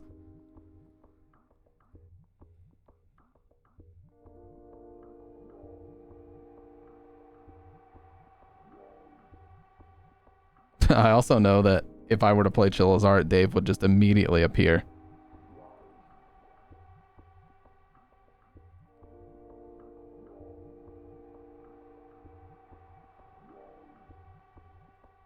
Inunaki Tunnel. Now that was one that was like useless as a game. Like that game is insanely short and just not a whole lot happens. It's a cool concept, but the coffee shop one I feel like is still the strongest by far.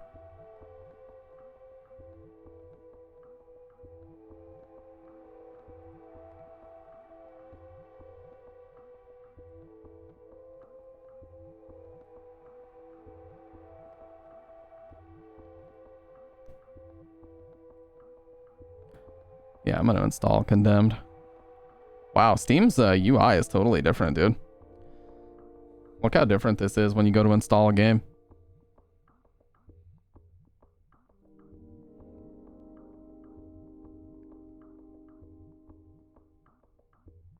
Last played today, huh? I'm installing it right now. I did not last play it today.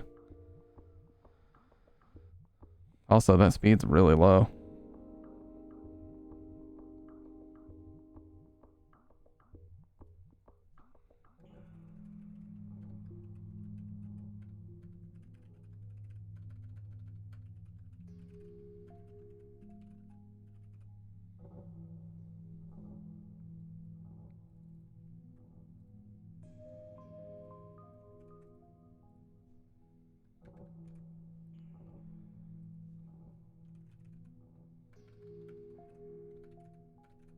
Yeah, this game was apparently inspired a lot by Seven, the movie Seven. And I would say the movie Saw, but the first Saw movie came out like less than a year before this game came out. So it's most likely that it was still more inspired by Seven, because they were probably really far into the development on this already by the time that movie even came out. Not even 4 gigs, that's kind of crazy.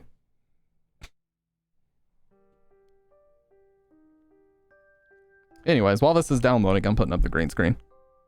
Oh, let me go ahead and turn on the filter.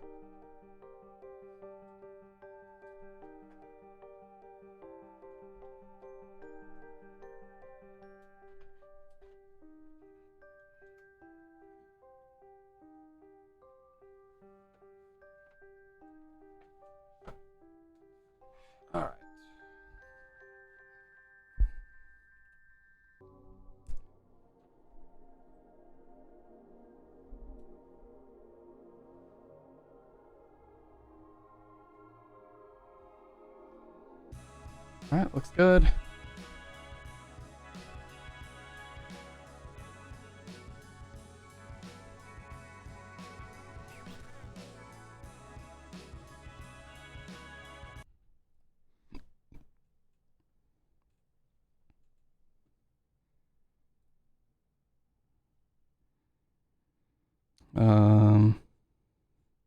Wow, the highest resolution I can select is 1280 by 960. No fucking way.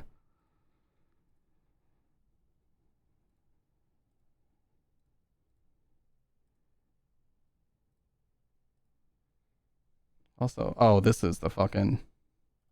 There we go. I was wondering why it was doing that. I'm just going to launch the game because I feel like it'll let me select 1080p once I actually launch the game. Of course, it's going to start at like 640 by 480 though.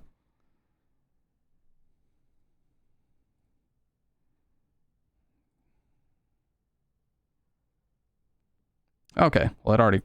Yeah, it lets you.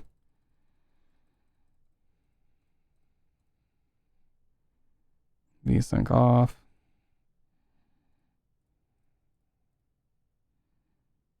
Smart crosshairs? What does that mean?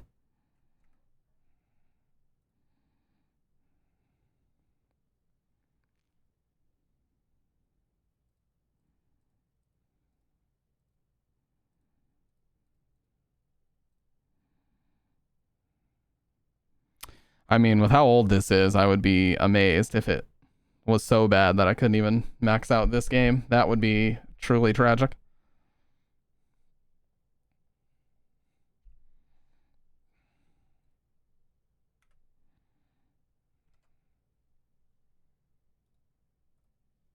All right. And then the only other thing I wanted to do... All right, should be good now. As long as OBS can capture this just fine, then we should be good to go.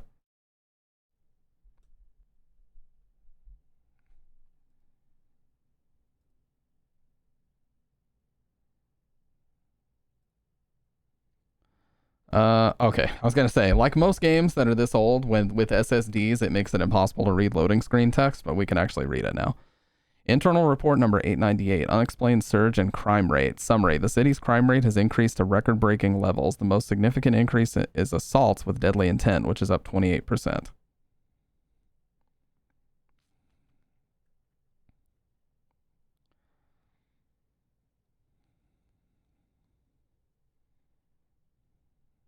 Yeah, this is very 7-ish looking already.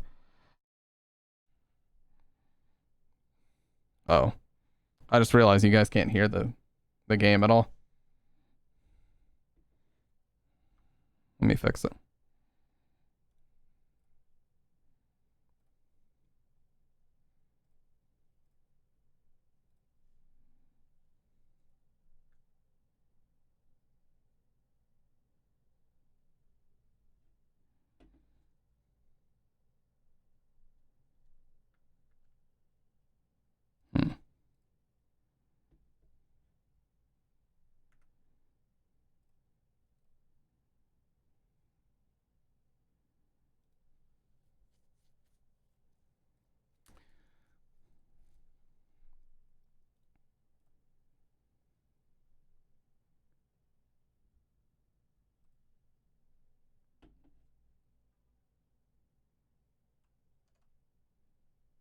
Okay, system sounds are getting sent over now. Let's change this over. Game. So it should be running off of game now. And now I just don't hear anything.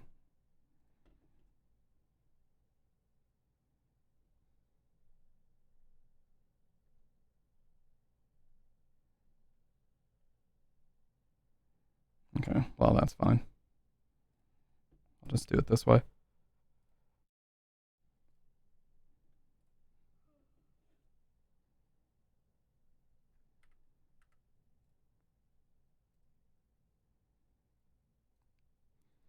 Yeah, old games, man. BioShock is like this too. old games, it's hard to get the audio working because it doesn't like to just stick to an audio channel. You have to like do a bunch of fucking finagling to get it to work right. Pretty standard. There we go.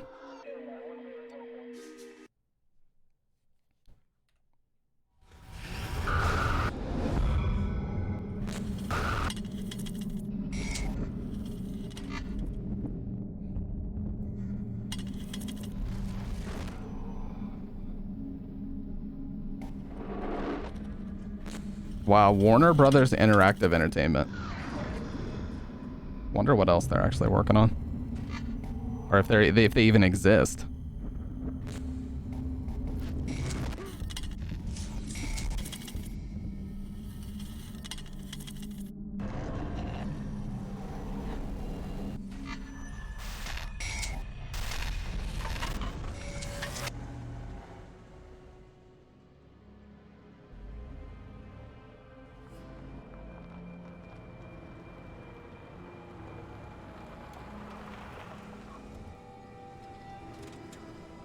God, this looks so bad. Thomas, I don't got all day here. Let's get a move on. But it's 2005. It was a 360 launch game. I'm not gonna judge it too harshly. People are scared. We need to get this one. Follow me. Body's this way. I'm getting too old for this. You gotta crouch to get under the tape. Come on, let's go. Body's rotten as we speak. The patrolman on duty said there was a mannequin involved, just like the matchmaker. Whole damn city's crawling with sick killers.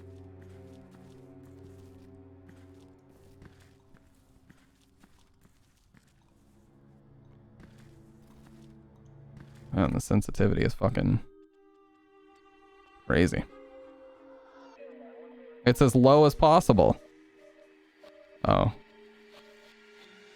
I don't guess you would want mouth smoothing, but who knows? Maybe it doesn't matter. God, why do they always have to kill in such maggot-infested dumps? Why can't they pick a nice spot without addicts and gang members for once? Someplace not so damn dark. Jesus H! Nearly shot the bastard. Come on, this place is creeping me out.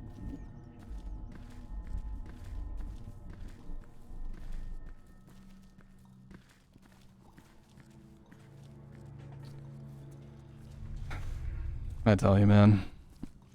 Dr. Red, you probably know exactly what I'm talking about, but it can be very hard to hold your tongue on certain things sometimes, but it's so important to do it.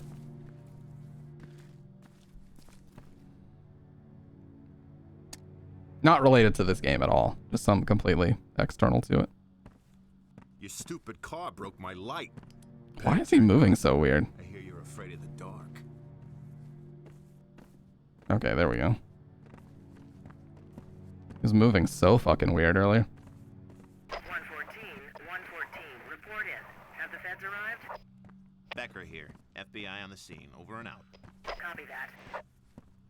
I'm actually going to turn the volume way down. Put it all about here. That way I can turn the volume back up.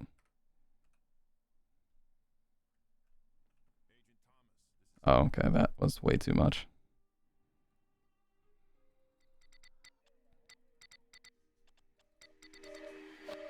Officer Becker. Oh, God. 9 FPS, baby. Let's go. Agent.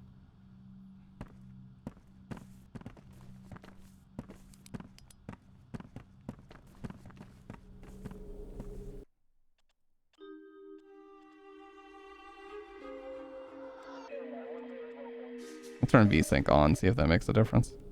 It most certainly did not. 7 FPS.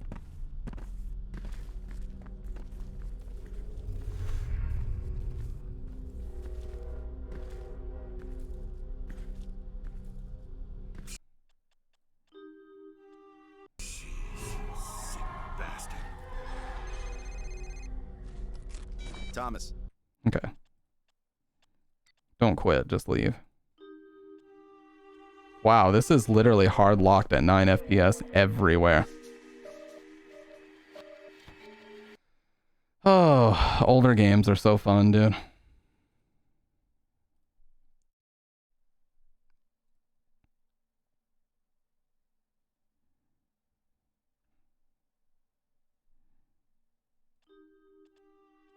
Okay, it seems to be fixed now.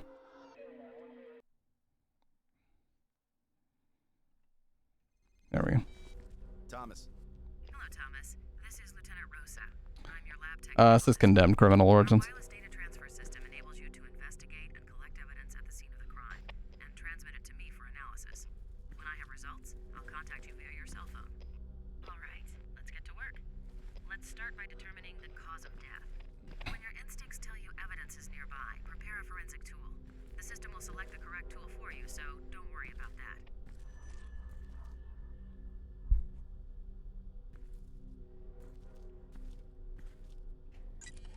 Use the UV light on the corpse and find the trauma point. It'll glow a bright purple.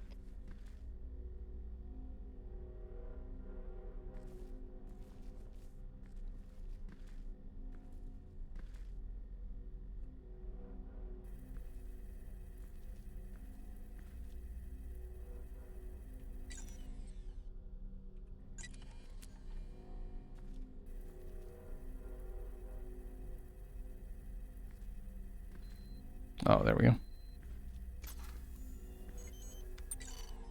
Just a sec. Strangled by hand. Very forceful.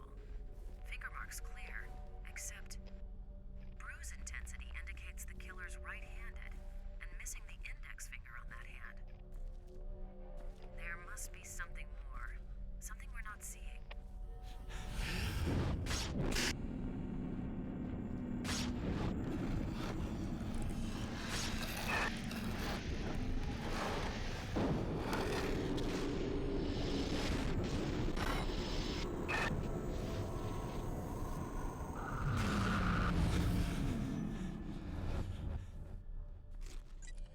Run the laser light over the crime scene, and if there's evidence, it will show up a bright green. Hey, Becca, get the lights. The agent's laser works better in the dark.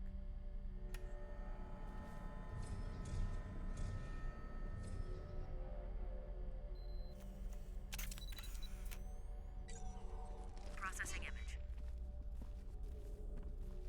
That's it. The same mark. Exact same MO as the others? It's the work of a guy we've been calling the Matchmaker. Kills young women violently, poses them in grisly tableau with male department store mannequins. Mannequin always slightly disfigured by a mark on the face. Any luck on the mug book searches? I bet the killer has the same mark. No luck so far. These models are so weird. At a crime scene. I don't smoke. Well, someone was.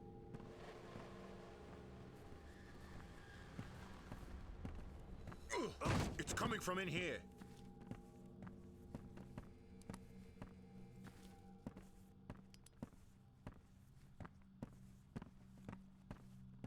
Dang it. I can smell the cigarette smoke.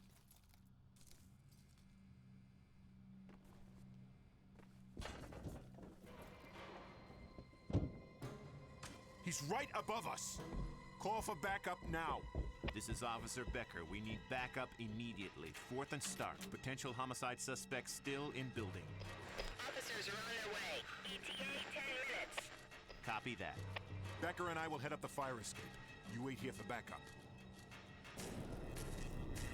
Shit. Okay, now he's playing with us. Change of plans. Becca, secure that door. Thomas, check out the building and get these lights back on. Man, it has such a gritty look to it. A lot of games around this time did this as well. All clear, Agent. Made everything a lot less saturated. Oh, Finish up here, the better. Let's go. really, dude? Everything was running fine for a second. Now here we are again. Oh, and for Christ's sake, be careful. This takes me back to the fucking this takes me back to the AGP graphics card days.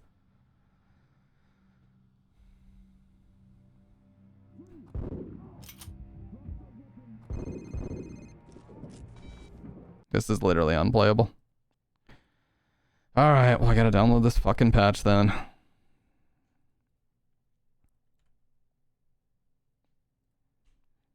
Low FPS and missing sounds fix.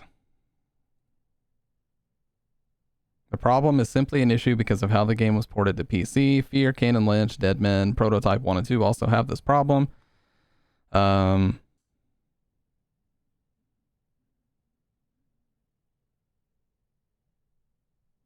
okay.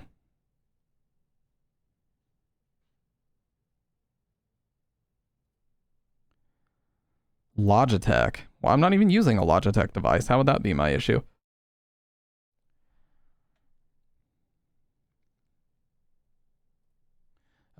The direct input FPS fix fixes an input-related FPS/slowdown problem that occurs in Fear. Its expansions condemn Criminal Origins and other games. It's easy to install. Okay. Okay, cool. Then we'll give this a shot.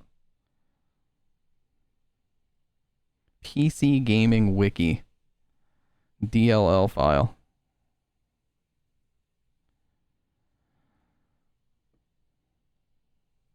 And if I get a goddamn virus, I swear to God.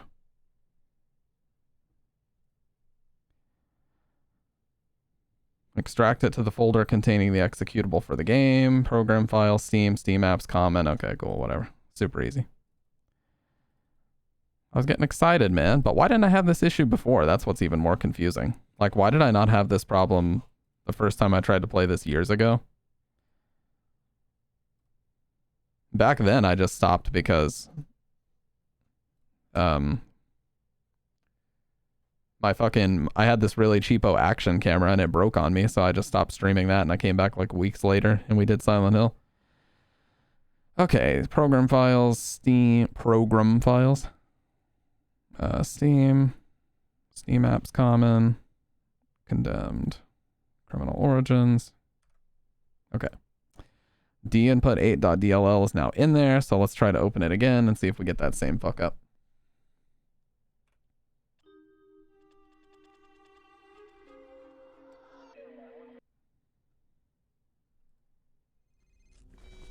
Thomas. Hello, Thomas. This is Lieutenant Rosa. I'm your lab tech again on this one. Our wireless data transfer system enables you to investigate... Oh, there's no FPS counter in the top left. ...and transmit it to me for analysis. When I have results, I'll contact you via your cell phone. All right, let's get to work. Let's start by determining the cause of death. When your instincts tell you evidence is nearby, prepare a forensic tool. The system will select the correct tool for you, so don't worry about that. Oh, I have display capture on, that's why. Okay.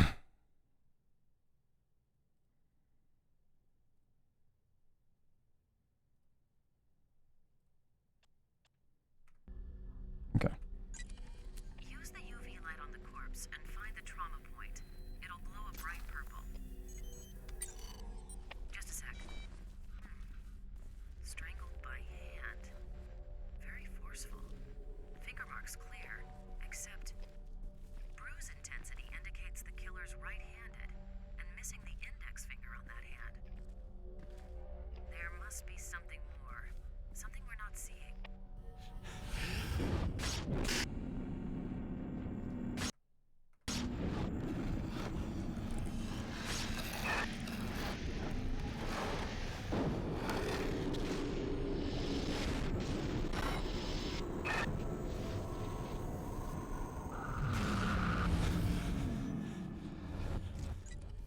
Run the laser light over the crime scene, and if there's evidence, it will show up a bright green. Hey, Becca, get the lights. The agent's laser works better in the dark.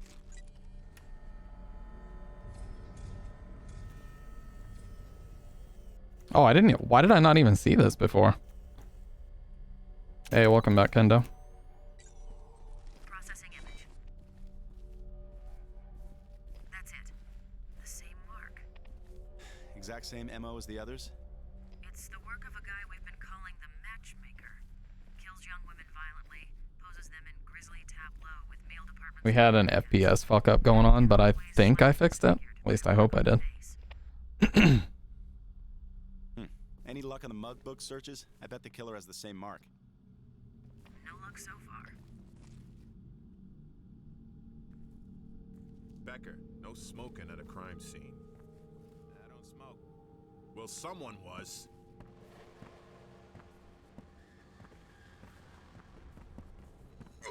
It's coming from in here. Came back from your son's first haircut. Nice. Dang it. I can smell the cigarette smoke. I didn't even know you had a son. It was the battle of the century, yeah. Was he unruly, getting out of hand? Back up immediately. 4th and Stark. Potential homicide suspect still in building. Officers are on their way. ETA 10 minutes. Copy that. Becker and I will head up the fire escape. You wait here for backup. Shit. Okay. Oh, unruly doesn't even begin to describe it. Becker, secure that door. Thomas, check out the building and get these lights back on.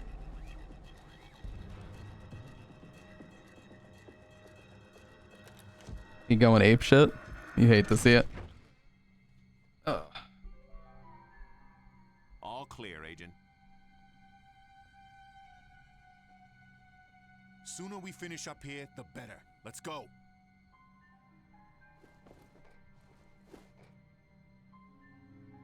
Oh, and for Christ's sake, be careful. Yeah, I tried like 2 years. Actually, it was closer to 3 years ago now. I played this for like an hour and a half, and I just had horrible tech issues the whole time, so I couldn't even really play it.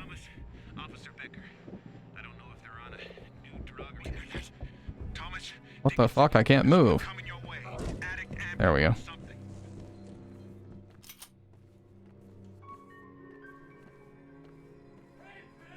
Federal agent, come out peacefully or I will use force.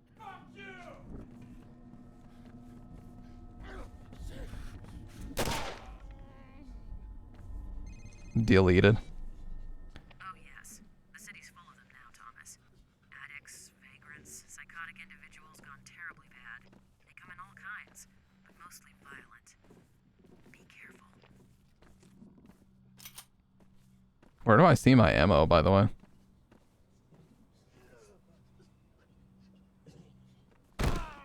Oh my god. Holy shit.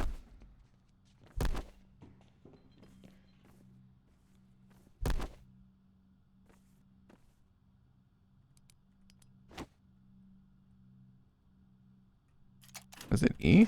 E.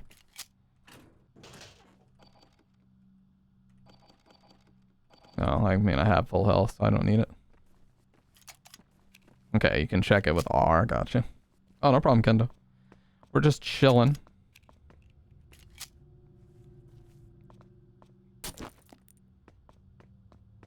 Dude, he's moving so weird. I feel like I remember that you can pick these pipes up.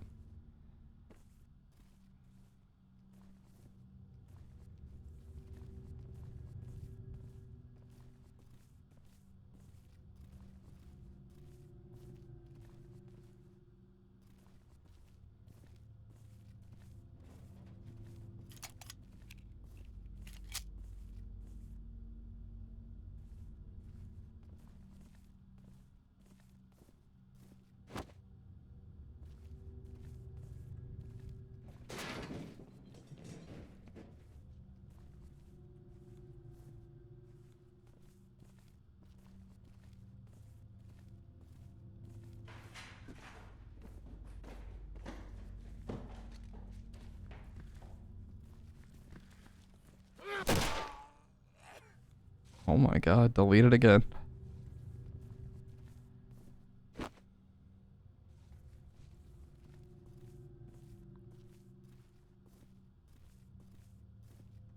Oh, now I can sprint. Okay. I was like, I know there was a way that you could sprint before.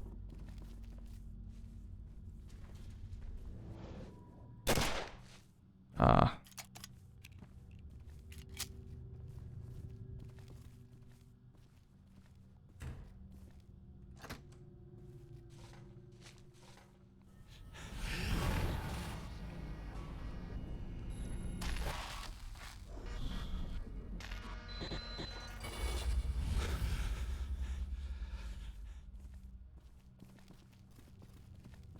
Oh, and there's that cigarette.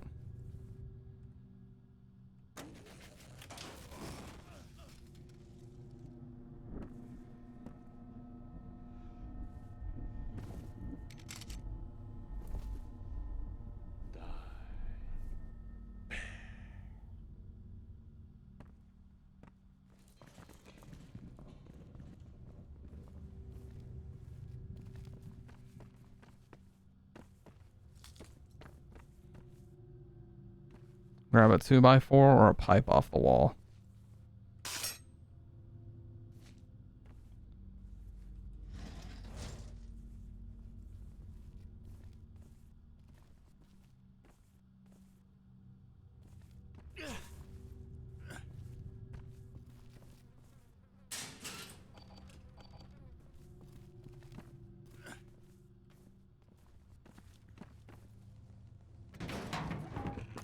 What the hell is this guy doing?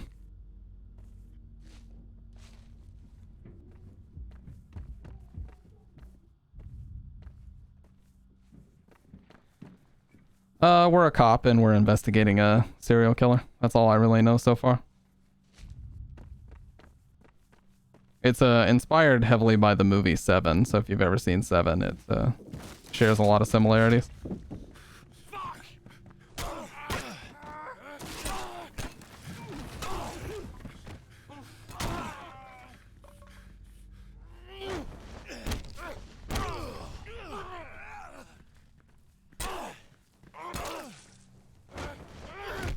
Jesus. Okay. And we're done. Nice. You are dead. Wow. Incredible. Look here! Look, listen! That was the wrong button.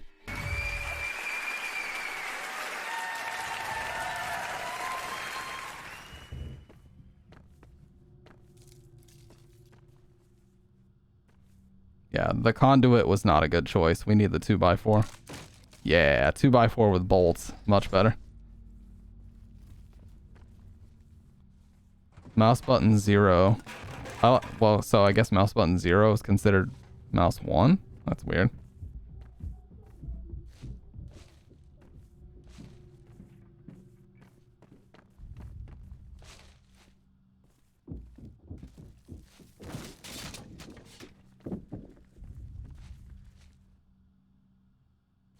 Is this dude hiding?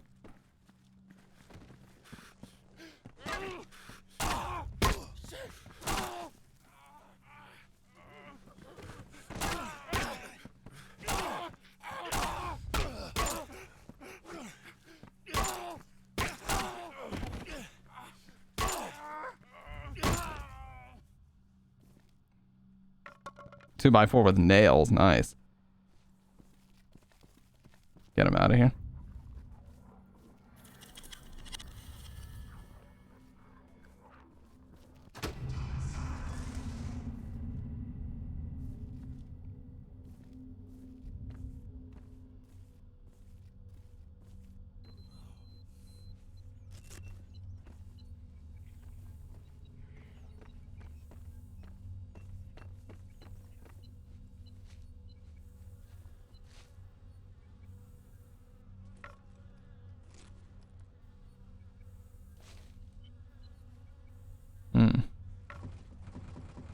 Well, it's here, but I can't.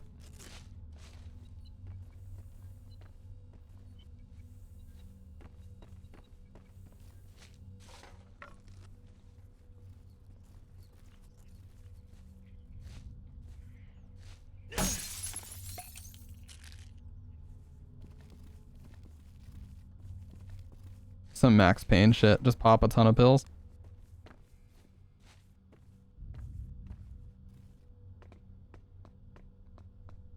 Dude, walking upstairs is so weird.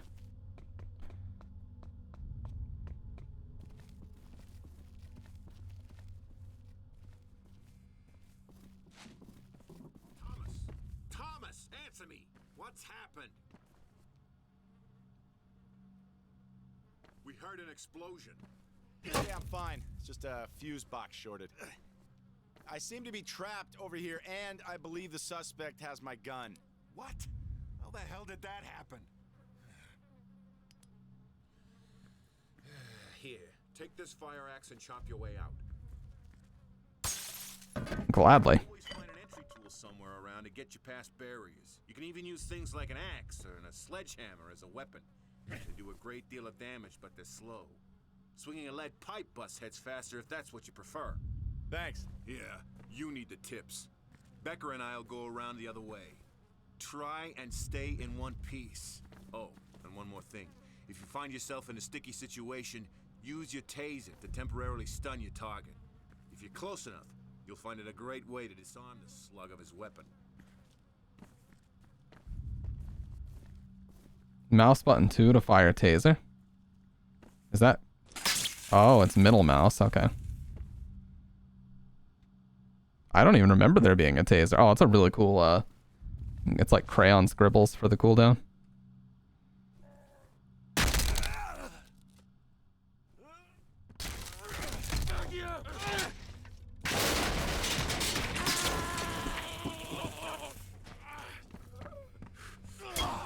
Oh my god. Holy shit. Nah, I'll keep the fire axe, thank you very much.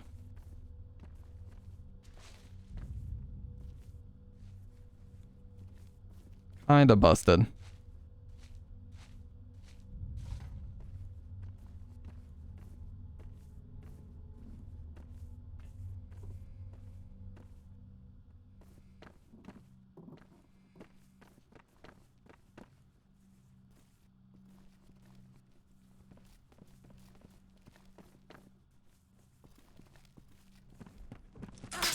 Don't even think about it.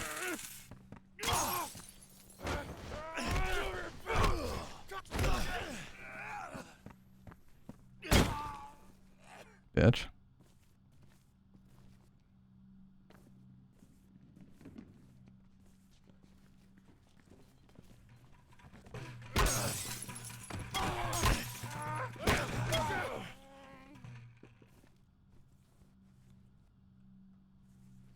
Large pipe would probably be good, but I mean, I'm not gonna... I ain't trading out my fucking fire axe for that. No way.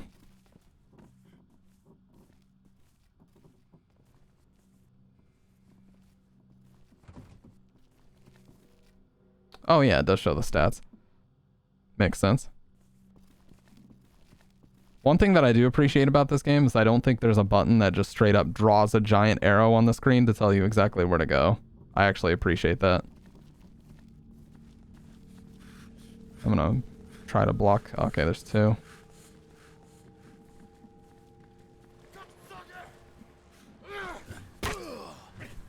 My timing on this is...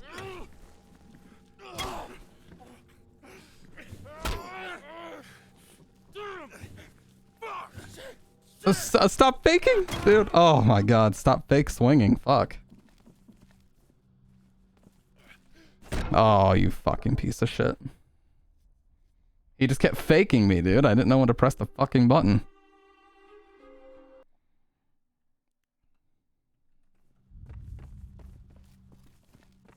Alright, brain, get it together. Oh.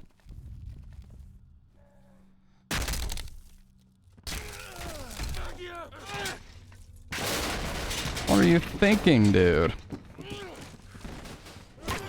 How was that not a block?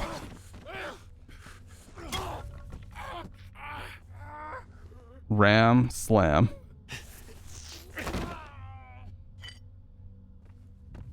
Yeah, it gave me I don't know if I was covering that, but it gave me a menu to press 1 through 4 for different kill options. That was cool.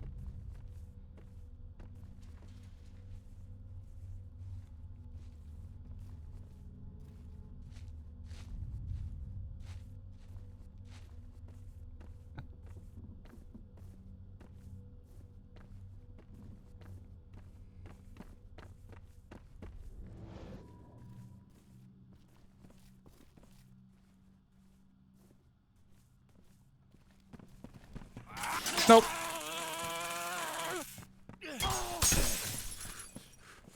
Oh, where are you going, buddy?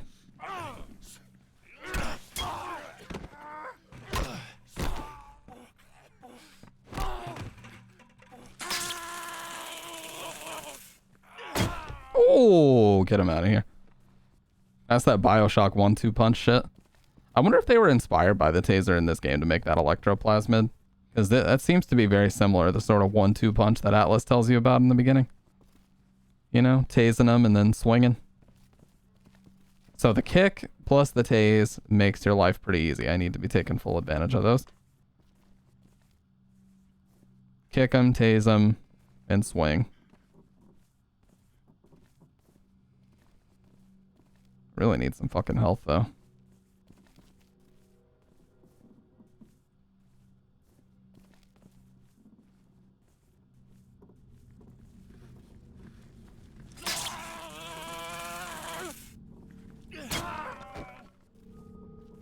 I also let those guys kind of pincer me before.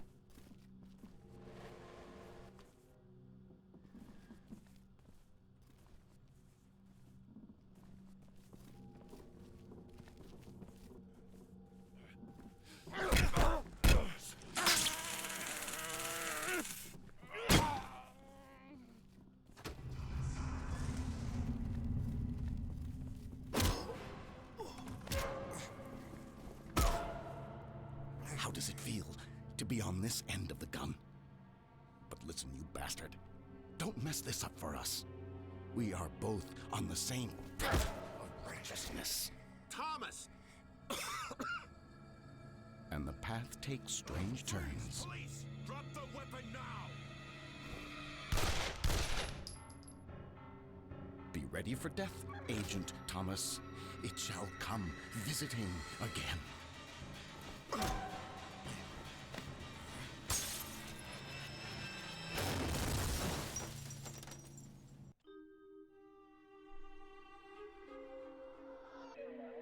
Birds and metal pieces? What the fuck? I don't even know about their existence, dude. Bird deaths throughout city. Summary. Bodies of dead birds now litter city streets and public parks. Hard-hit areas have reported literally thousands of bodies, while other areas of the city have seen very few birds at all.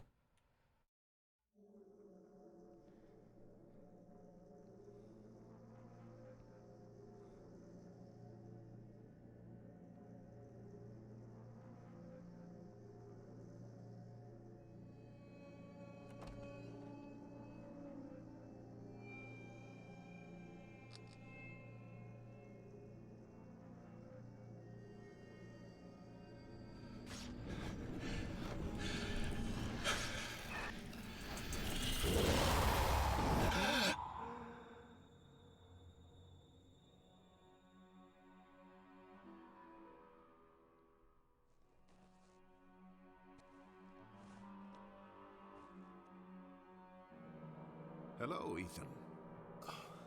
Who are you? What is going on? Calm yourself.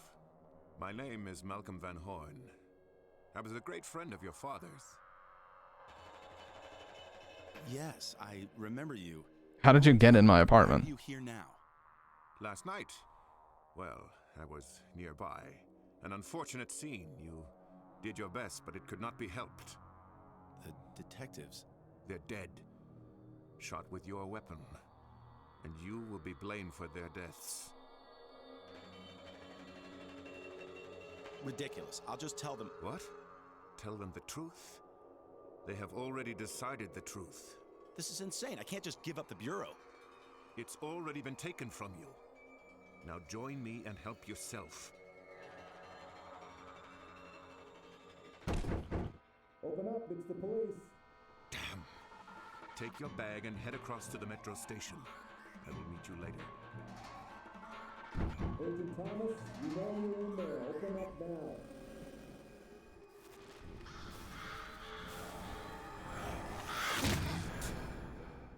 Ethan, you must trust me. I am here to help. Now go. This is so weird.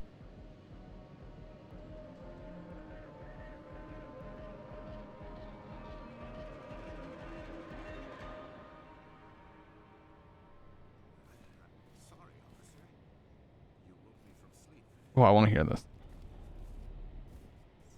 What's your business here? My name is Malcolm Van Horn. I'm an old friend of the family. He invited me to stay here, but he must have forgotten I was arriving today. Please stand clear. We need to search the premises. Oh, that's probably gonna be it.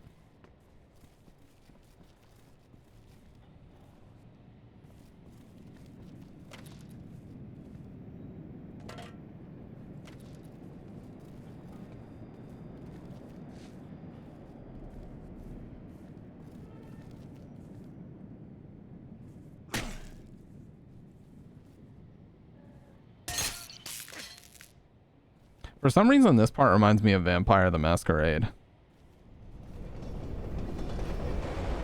Just the way the city looks.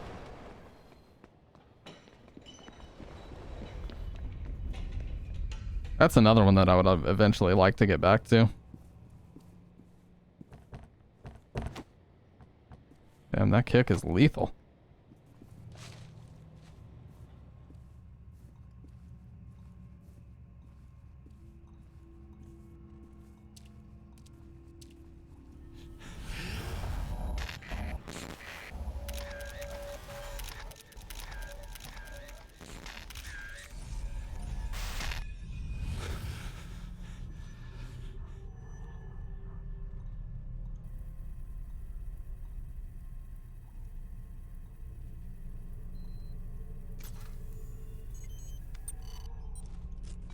Receiving image data. You're a lucky man, Thomas. I'm still here. Thank God. I thought they would have suspended my lab access. They still might. It hasn't occurred to them yet. I didn't kill those guys. I know, Thomas. Well, I'm not certain what I do or don't know, but I'm pretty sure I still trust you. And that goes a long way. Understood. So, what about the photos? Well, no standing on ceremony then. Huh. It's a picture of you, Thomas. In your apartment. I remember that hideous sofa from last year's Christmas party. It had to have been taken from across the alley. From within the metro station? It appears so. I'm also seeing smudges across the face of the photo. Locate a good sample and transmit it to me. Good source of the liquid detected on the photos.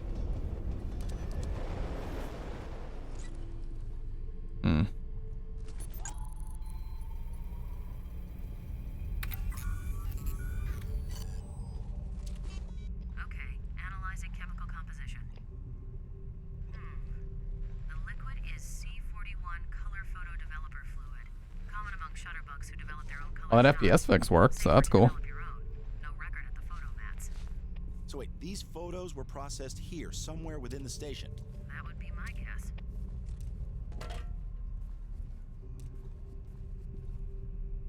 Crowbar required.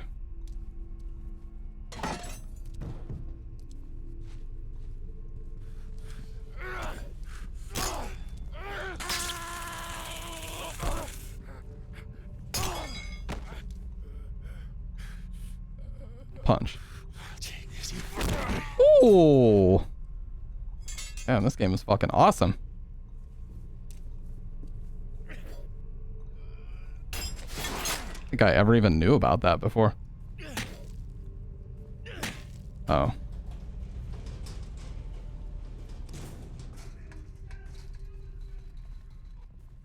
Oh, just a sec.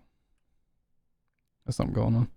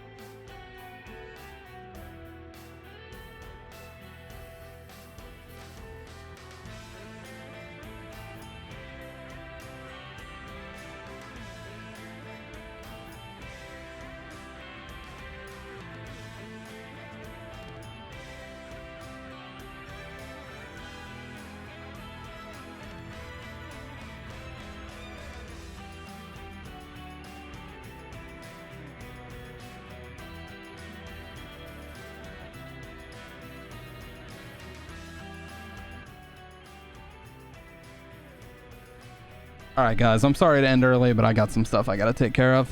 I'll be back tonight. I'm going to get my last like 12, 13 VODs uploaded, and I will talk to you guys later. Sorry about ending early, but we'll hit it back with this game tonight. So goodbye.